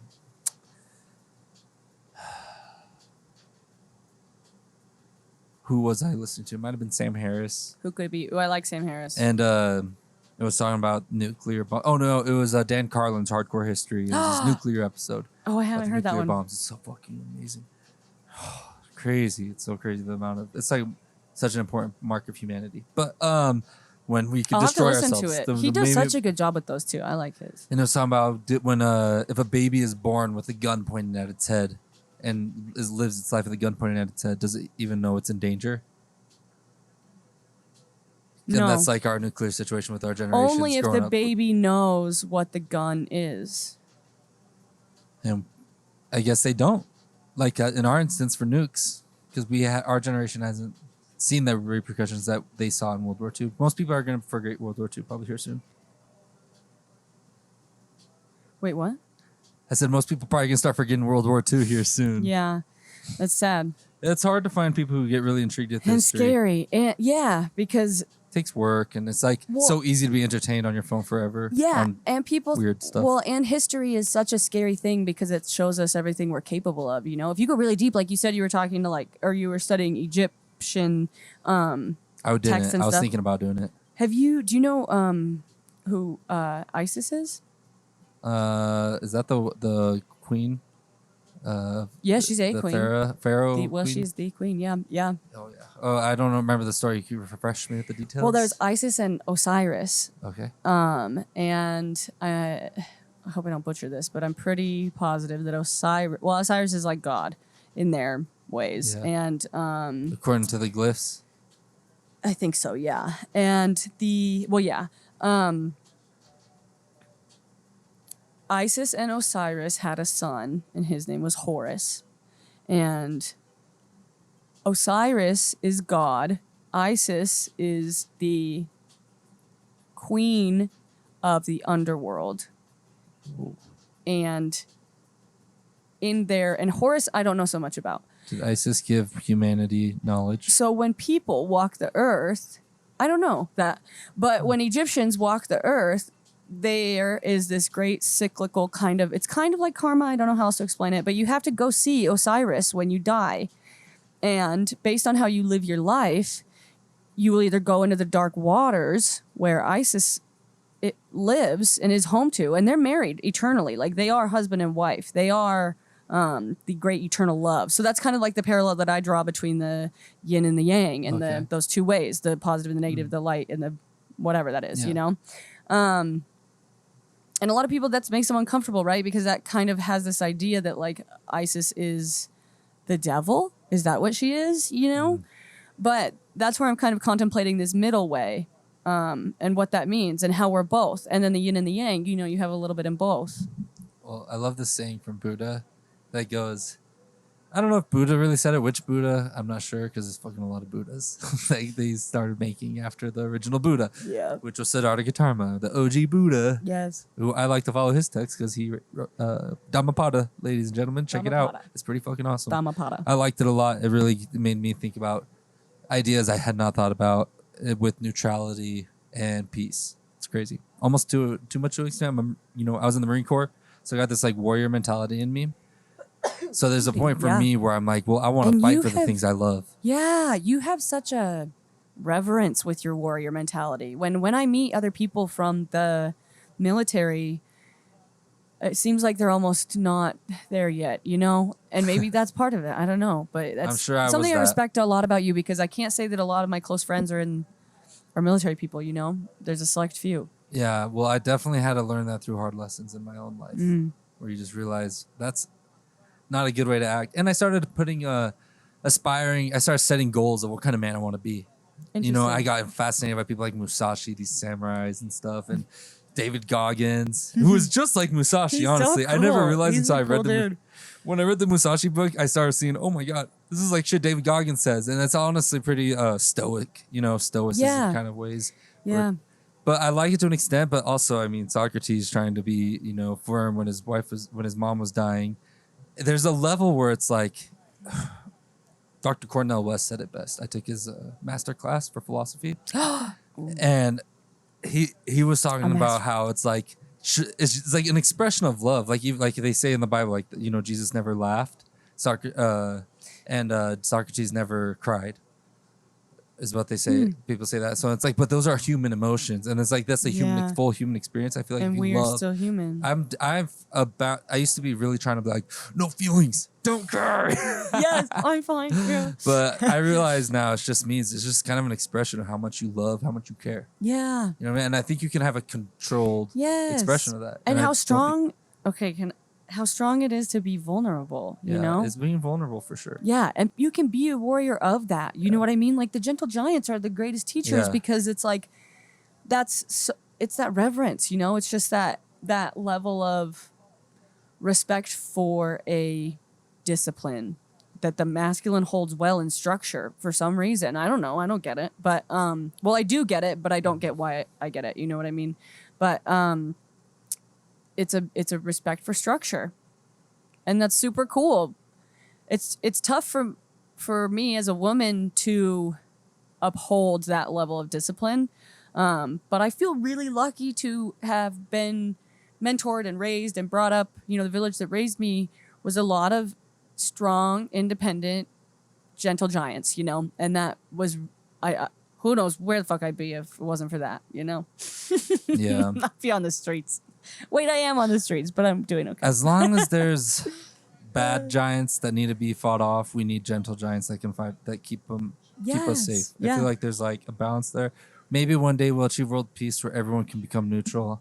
We can all just be safe around it's when peaceful we all the time. remember that we're all connected. It's when we remember that we are all one. There's like such a primitive root to humanity, though. For some reason, I feel like there's some sort of primitive nature. Yes, it's like the 7 deadly sins. I think about a lot. It's the ego. Yeah. I feel like all those 7 deadly sins, they nailed it. I'm like lust, greed, wrath, sloth, all these things that make me worse. Yeah. I freaking you. They pretty much explain this stuff in long detail in other sacred texts. So I'm like, that's a nice summary. Just try to think about that and see if you're making decisions based on those things. I think that one of our greatest disservices to America is that we don't have more. We are so blinders on with our core values, our culture of religion. Oh, we're so close-minded. It's all Western. It's well, this it's new hard. wave. It's like we want to be the. It's like we get so in our way of our egos, and I think throughout history, with early settlers and stuff, we get so in the way of our own egos that oh, that's good. Catholicism is good, but we could do it a little better. Let's just tweak this. Let's add a little sauce and whatever. We'll make it our own, and then we'll keep going. Let's just keep going with that. That's good, but I don't like that. Let's write that out, and then let's do another one. And that's great, and you have to have that idea of keep going forward, keep doing it, keep discovering more and more.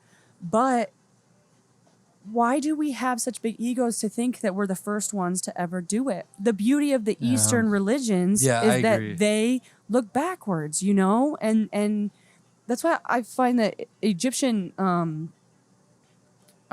history so interesting too, is just that it looks backwards and it looks within. And the druidity, it looks to the earth. It looks to what's already here. It's not looking to just keep, you know, going. But the thing that is great about it, something. it's very tolerant. And that's the whole back to the tolerance paradox of the tolerant get eliminated by the intolerant. And that's why I feel this weird obligation of duty to myself of not completely letting go of just complete tolerance. You know what I mean? There's some things I will stand up for.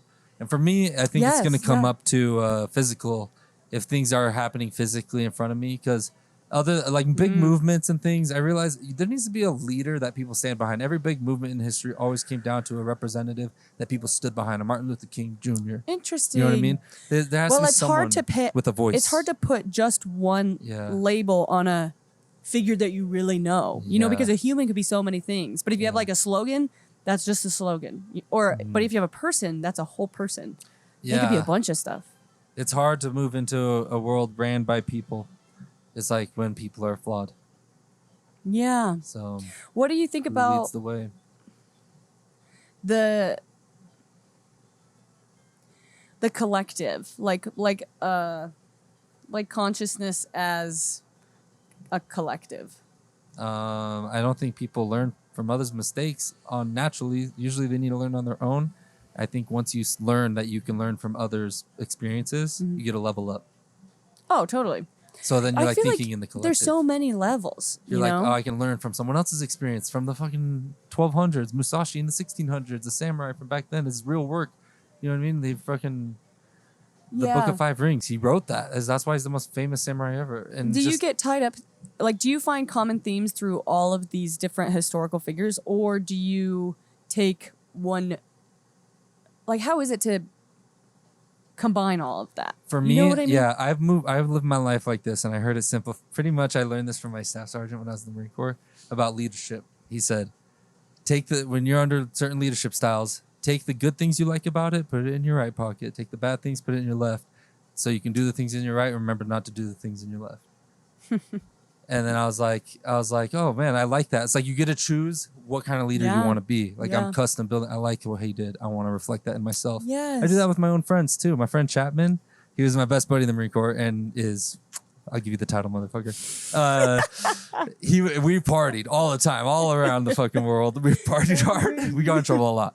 But I fucking love that about him. Whenever I'm with Chapman, it's a fucking party. And I'm like, when I'm hanging out with people, I want to have a party. Yes. You mean like we're doing right now? We're having a fucking party. I like partying. And I took that from him. I'm like, what is life if it's not a little bit of a party, you know? Even when it's shitty, even you're fucking crying in the hood a little bit. Throw a little party, who cares? Well, I mean, then there's instances for everything. But when it comes to wisdom, like when Musashi wrote, or if I'm reading the Bible, or if I'm reading the Bhagavad Gita or anything, I take the things that I like. I acknowledge and look at the things I don't like, and I try to remember because I want to know strongly in my mind, have a good argument of why I don't like certain things. Deuteronomy chapter 13. I'll just throw that out there. I think it's chapter 13, maybe chapter 26. Pretty much. That's the problem with the religions for a lot of Western ones, and like the Quran's Western, you know. It's based off the same gods, Mary, Jesus, all that. When you say you try to remember things, do you feel like that's how you tie an emotion to it? Like to remember it? I just try to use my computer my brain like a computer. Okay. Remember that. But highlight it. All right. It's like homework. Yeah. There it is. Yeah. So I know what I believe in, why I don't believe in other things. Yeah. And I try to have a good understanding of my own self because I read it. But yours are so malleable too. Like you're so good at taking that file back up and then being like, okay, this is what I thought, but let's just keep it. That's that big change I think for people. That learning from others. Or updated, I guess. Yeah, learn from others. Because when you see someone who is so founded in their beliefs, there's just this feeling of like, you're never going to change. This is who you are forever, which is, it's great to an extent, but I really like to be around people who are open because I feel like that's where progress happens. Yes, that's where we believe in ourselves more. Well, that's where and things, we can. This sounds cheesy as fuck, but like that's where we can come more together. Yeah, you and know, I think things can... tie in together. If you gave it time to think about other things, you'll realize how connected everything is. But you can't stop to think about other things. Yes. Because you already think you know everything. Mm-hmm. So why learn anything else? And then the blinder is just the spinners of like, I know, like, get it over with basically because I know it. All I know is I know nothing. Yes. Oh. I'm such a fucking know-it-all, and no, and I hate, like, that's the... I don't think you're a know-it-all. You express ideas all the time. But it's not like I found the answer, guys. Though. You're not a prophet running around and saying, guys, listen to me. I know. This is it. There are those guys in LA. I saw them in LA. There's some prophets out there. I listen to some of their podcasts, and it's hilarious because they're just like so... people who are full prophets? Of themselves? Well, no, the people in LA that are a little bit like, this is it, like, this is the, like, intense, like force it on. Ideologically driven, very, very ideologically driven. Evangelical, but like a little too, like, it's a little too pompous for me because, like, when I actually have seen some of those people in the way that they treat people who aren't at their level of status, or when someone enters that circle or whatever, it's so, like, they act like they're better than other people. And I'm like, anybody who would truly see life in a way that is the way that I personally see it is like, I'm sorry, but not only am I not better than anybody, like, I'm like probably a lot worse. Like, I'm kind of fucked up. You know what I mean? And so that's where it shifts for me is like, how can you be so knowing and be such a jerk too? Well, I think of it like for myself, I think of it like this because I do, if I think about it too hard, I don't know if there's fixing it. I think humanity I'm like worried about where things might go. I think ever since it might get dicey, but it's gonna be fine. When I read Obama's book, and he was wishing he lived in a different universe where the Soviet Union fixed their quarrels after World War II with America, and we didn't have to have opposing nuclear bombs pointing at each other all over the place while we're still territorial beings. This is Obama's book? Yeah, I was like, if Obama has no hope, we're fucked. But anyways, was there another chapter? We're either gonna have to page turn.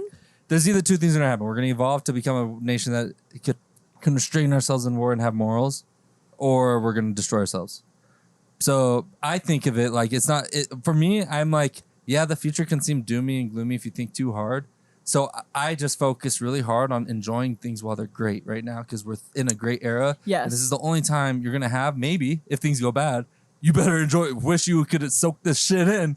That's true. Because this is the great time. You know, this is when you I got think... food in your belly. Okay, I'm so glad that you brought this up because this is what me and my dad talk about. And my dad has the gift of remembering all of his lineage and shit, you know? And so instead of us looking to podcasts and stuff, right now I'm just talking to my family, you know? And the fucking thing that he's always talked about hard times being the hardest times that he's known. And he was born in the late 50s, were the late 60s and the gas and oil crisis of the early 70s. And he talks about people stealing shit and it just got bad and, like, you know, how bad it really was. And, you know, he tells me some things. I think he leaves other things out. But I've never really got that worried, you know, when we were in 2008, like in the recession, you know, that was pretty bad, and then there was... before that, there was 9/11. 2001 was really let's just even think further.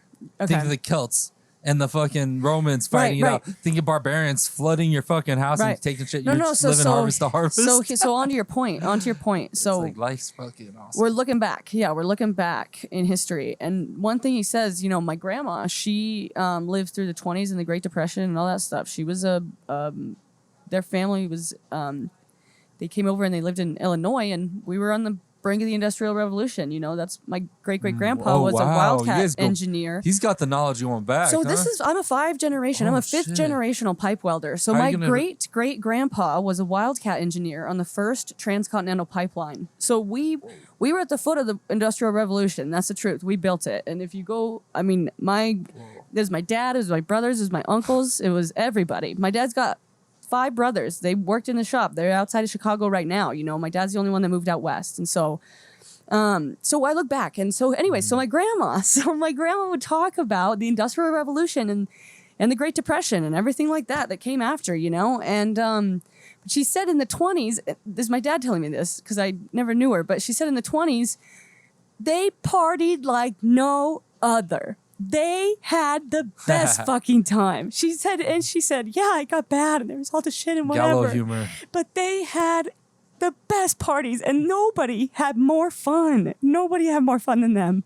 And to hear and to know some of the shit that happened after, you know, but to hear that she still only talked about around him. She only talked about the fun that they had and the good shit and the, you know, she's like nobody ever in all that time. That was, and so that's, if that's what we got to do, if that's what we got to be present in our dumb little human suits, and there's 8 billion of us here, so if you believe in other souls existing, everybody's here.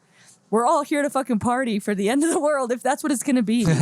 But me, I go back, you know? And so I'm not worried about what's going to happen. I know it might get dicey, whatever, but I've made it, my lineage has made it through a bunch of shit. Yeah. And so when my friends and I talk about the apocalypse, and I got, you know, good friends and my girlfriends are like, shit, if shit went south, you know, that's okay, but I'm just probably I'll just be gone. You know, I'll just kill myself or whatever. I don't want to deal with that. I don't want to see it. You know, that's not for me. I was made for a soft life and all this stuff.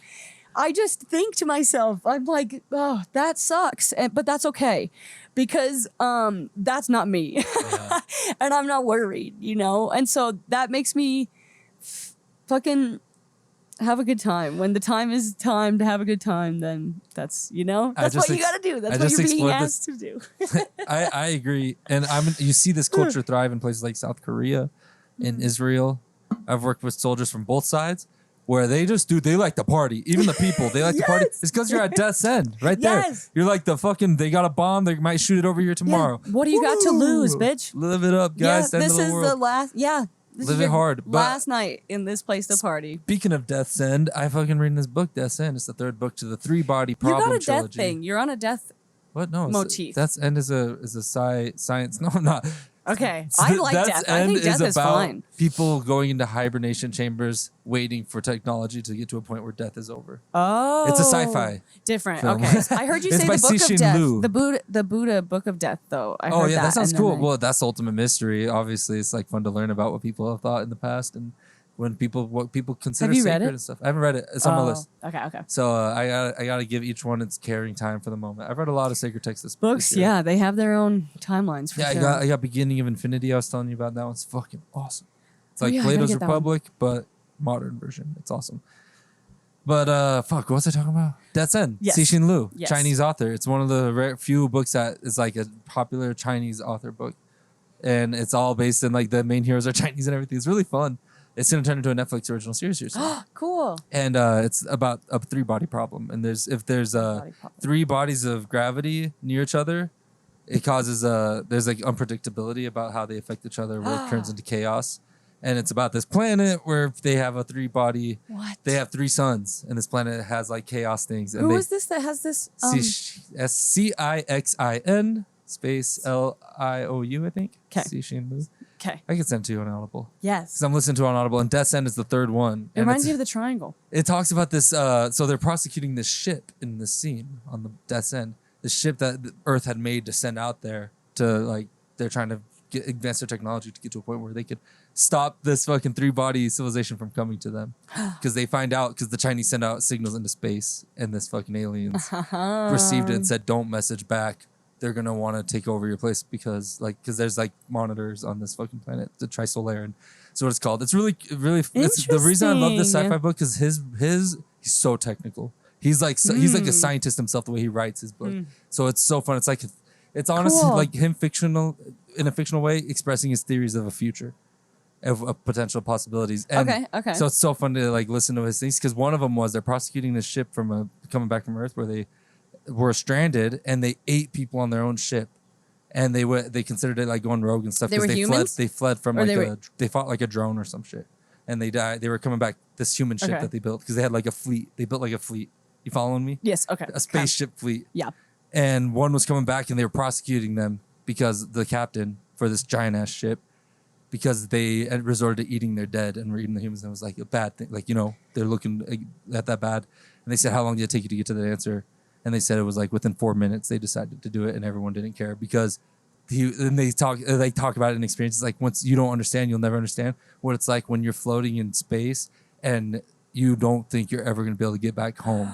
Like you're no longer a human. You're like a different species. You evolve into it. It's like the same way that the sea creatures morphed to land and their lives were forever changed. Scorpions. When the land went to space, they became a new species themselves. And they're like, it was pretty crazy. I was like, this is fucking wild. He expresses it so eloquently. Did he say it in a way that was like worldly? Like, way better than I say it. I gotta, it's a fun. Try Three Body Problem. That's it's fun. Wild. Because it's a little bit like Ender's Three Game. Body a little Problem. bit.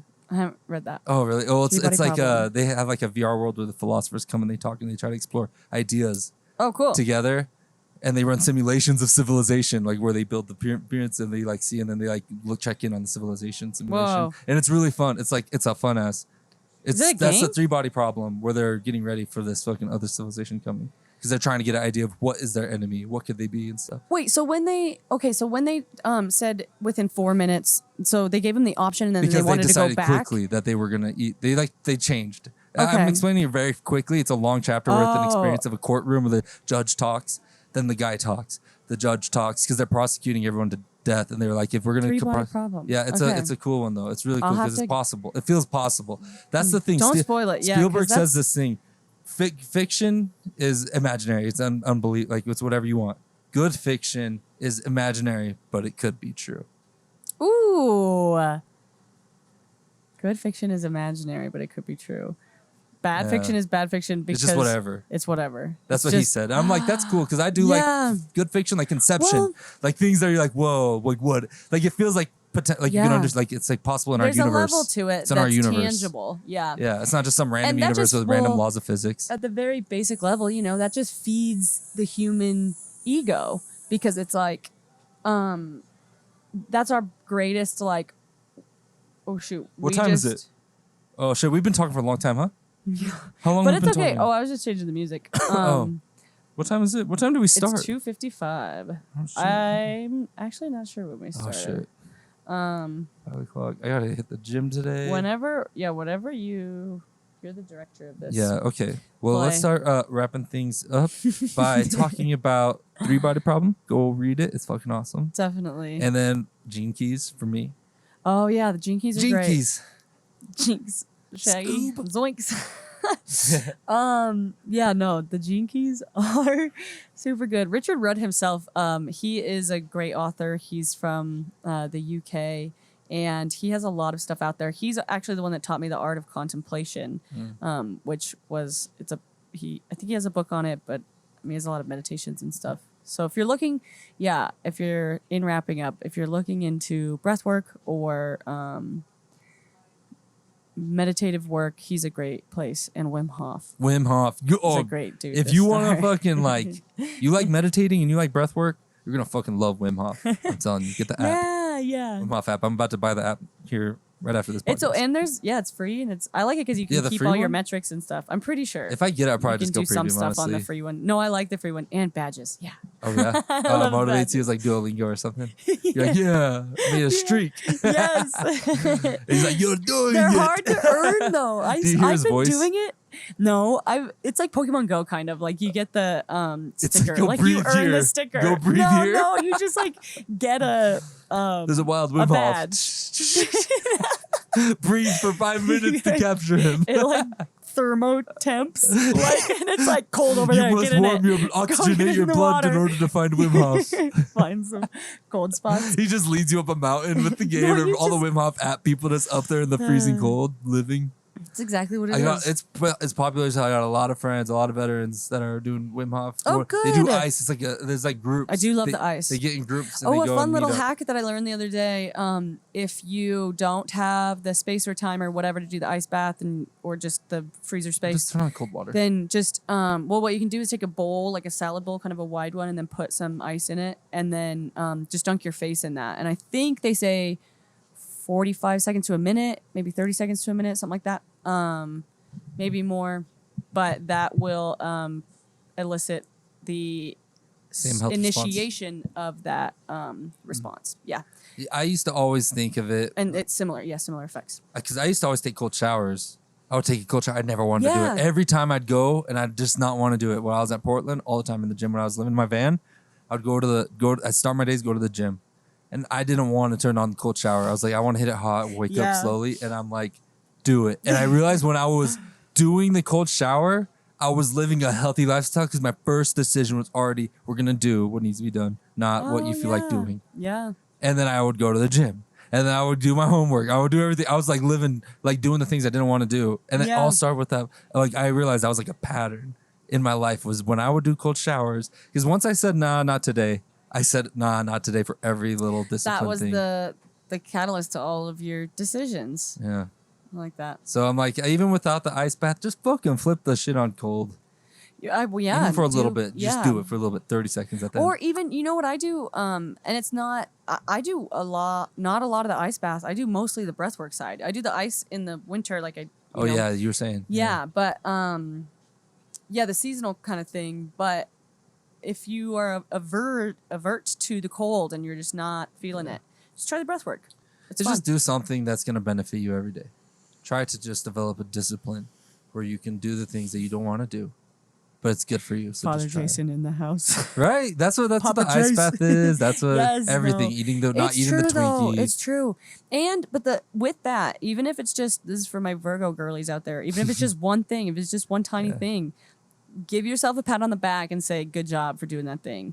Yeah. Even if you are a piece of shit the rest of the fucking day. It feels good to get better. Do that one thing. Oh, it feels so good to get better. Yes. I get addicted to it with like instruments and shit. You know, like I'm always wanting to learn new shit. Yes. It's like, the guitar. But my problem is I get good and then I'm like, I want to do something else now. And yeah, I'm but you can always come back things. to it. That's how I was with the guitar too, but you can always come back to it. But film is going to be my thing I'm my an expert at. That I'm putting my thousands and thousands of hours into, that I'm going to be good at fucking making films. Hell yeah. You already are. You just, you already are. I'm gonna write more. That's what it is. I gotta write. Oh yeah, so that whole scenario with the fire, and don't know if it's an apocalypse, if it's an evacuation, if it's if it's what the end times. Are you gonna turn it into a film? Jason, will you be the next Seth Rogen, tripping. please? Huh? Will you be the next Seth Rogen? We need Seth Rogen? our generation Seth Rogen. We have to turn it into like a comedy. He's a Gen X. Yeah. Dude, with a lot of weed in it. Oh, dude, I gotta think of this. I'm gonna start writing. I have a journal. I'm doing Quentin Tarantino style. Got myself a nice notebook, and I'm like, are you thinking comedy or where are you thinking? I'm just gonna use it as my brainstorm. Love it. I'm gonna write as many scenes as I can, because I think it was not James Cameron, another great director, said to get a 70 deck of cards, 70 cards, note cards, write a scene on each one, and put it together, and you got a fucking feature length film. And I was like, I'm just going to get a notebook Quentin Tarantino style, because you have to write a bunch of scenes, different locations, different things.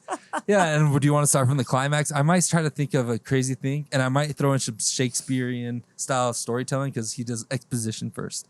And it's just like Titanic, like James Cameron follows that. Exposition I love Quentin first. Tarantino, yeah.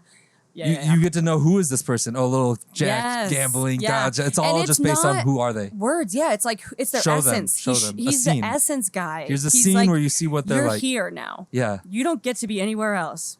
People who have to use dialogue to tell them who you are, like, what are you doing, Jack? You're always gambling all the time. Yeah. And they're just sitting on the Titanic already. Rip my ears off and just throw them away. You're like, oh, that's horrible exposition. Just show us, who is this guy? Yeah. Don't have to say it. Yeah. You see Rose getting on her tippy toes on that one scene where she's going up, and you realize, oh damn, there's like a whole background to this bitch. She's like a ballet girl or something. Yeah. But they never address it ever again.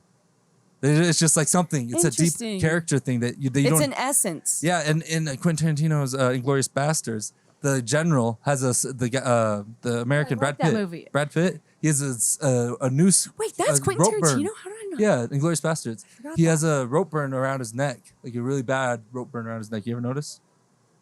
And so they never address it. It's just he even says in an interview, he wants to put things that he knows about the character that the audience doesn't know, because then it makes you paint the story in your way, and everyone has their own movie. Well, and everybody's got a life outside of what's going on in that movie if they're a real character. You know what I mean? Like there are scenes they're not in, so there's other stuff. Like and there's depth. when you leave the imagination, people love it more because it's theirs. You know what I mean? Like the top spinning at the end of Inception, and it's about to fall, and then it cuts. It's like, did it fall? Did it not fall? Is it a dream? I gotta go watch Inception again. I don't know about watching Oppenheimer in theaters. Me and Isaiah watched it opening day, but How was it? it was hard to hear because it was the volume of the music was so loud and the dialogue was so quiet, and it's a dialogue driven movie. Oh dang. Heavy dialogue driven movie. So I don't know. I don't have a good perception of it. Dang. I have to watch it again with a better environment. Yeah. Good. Okay, Clara, Okay. thank you for talking with me. Yay, It's fun hanging out. Yeah, letting me do my first podcast. Namaste. Hey. I keep doing this, Cog. I'm fucking stop. Peace out, everybody.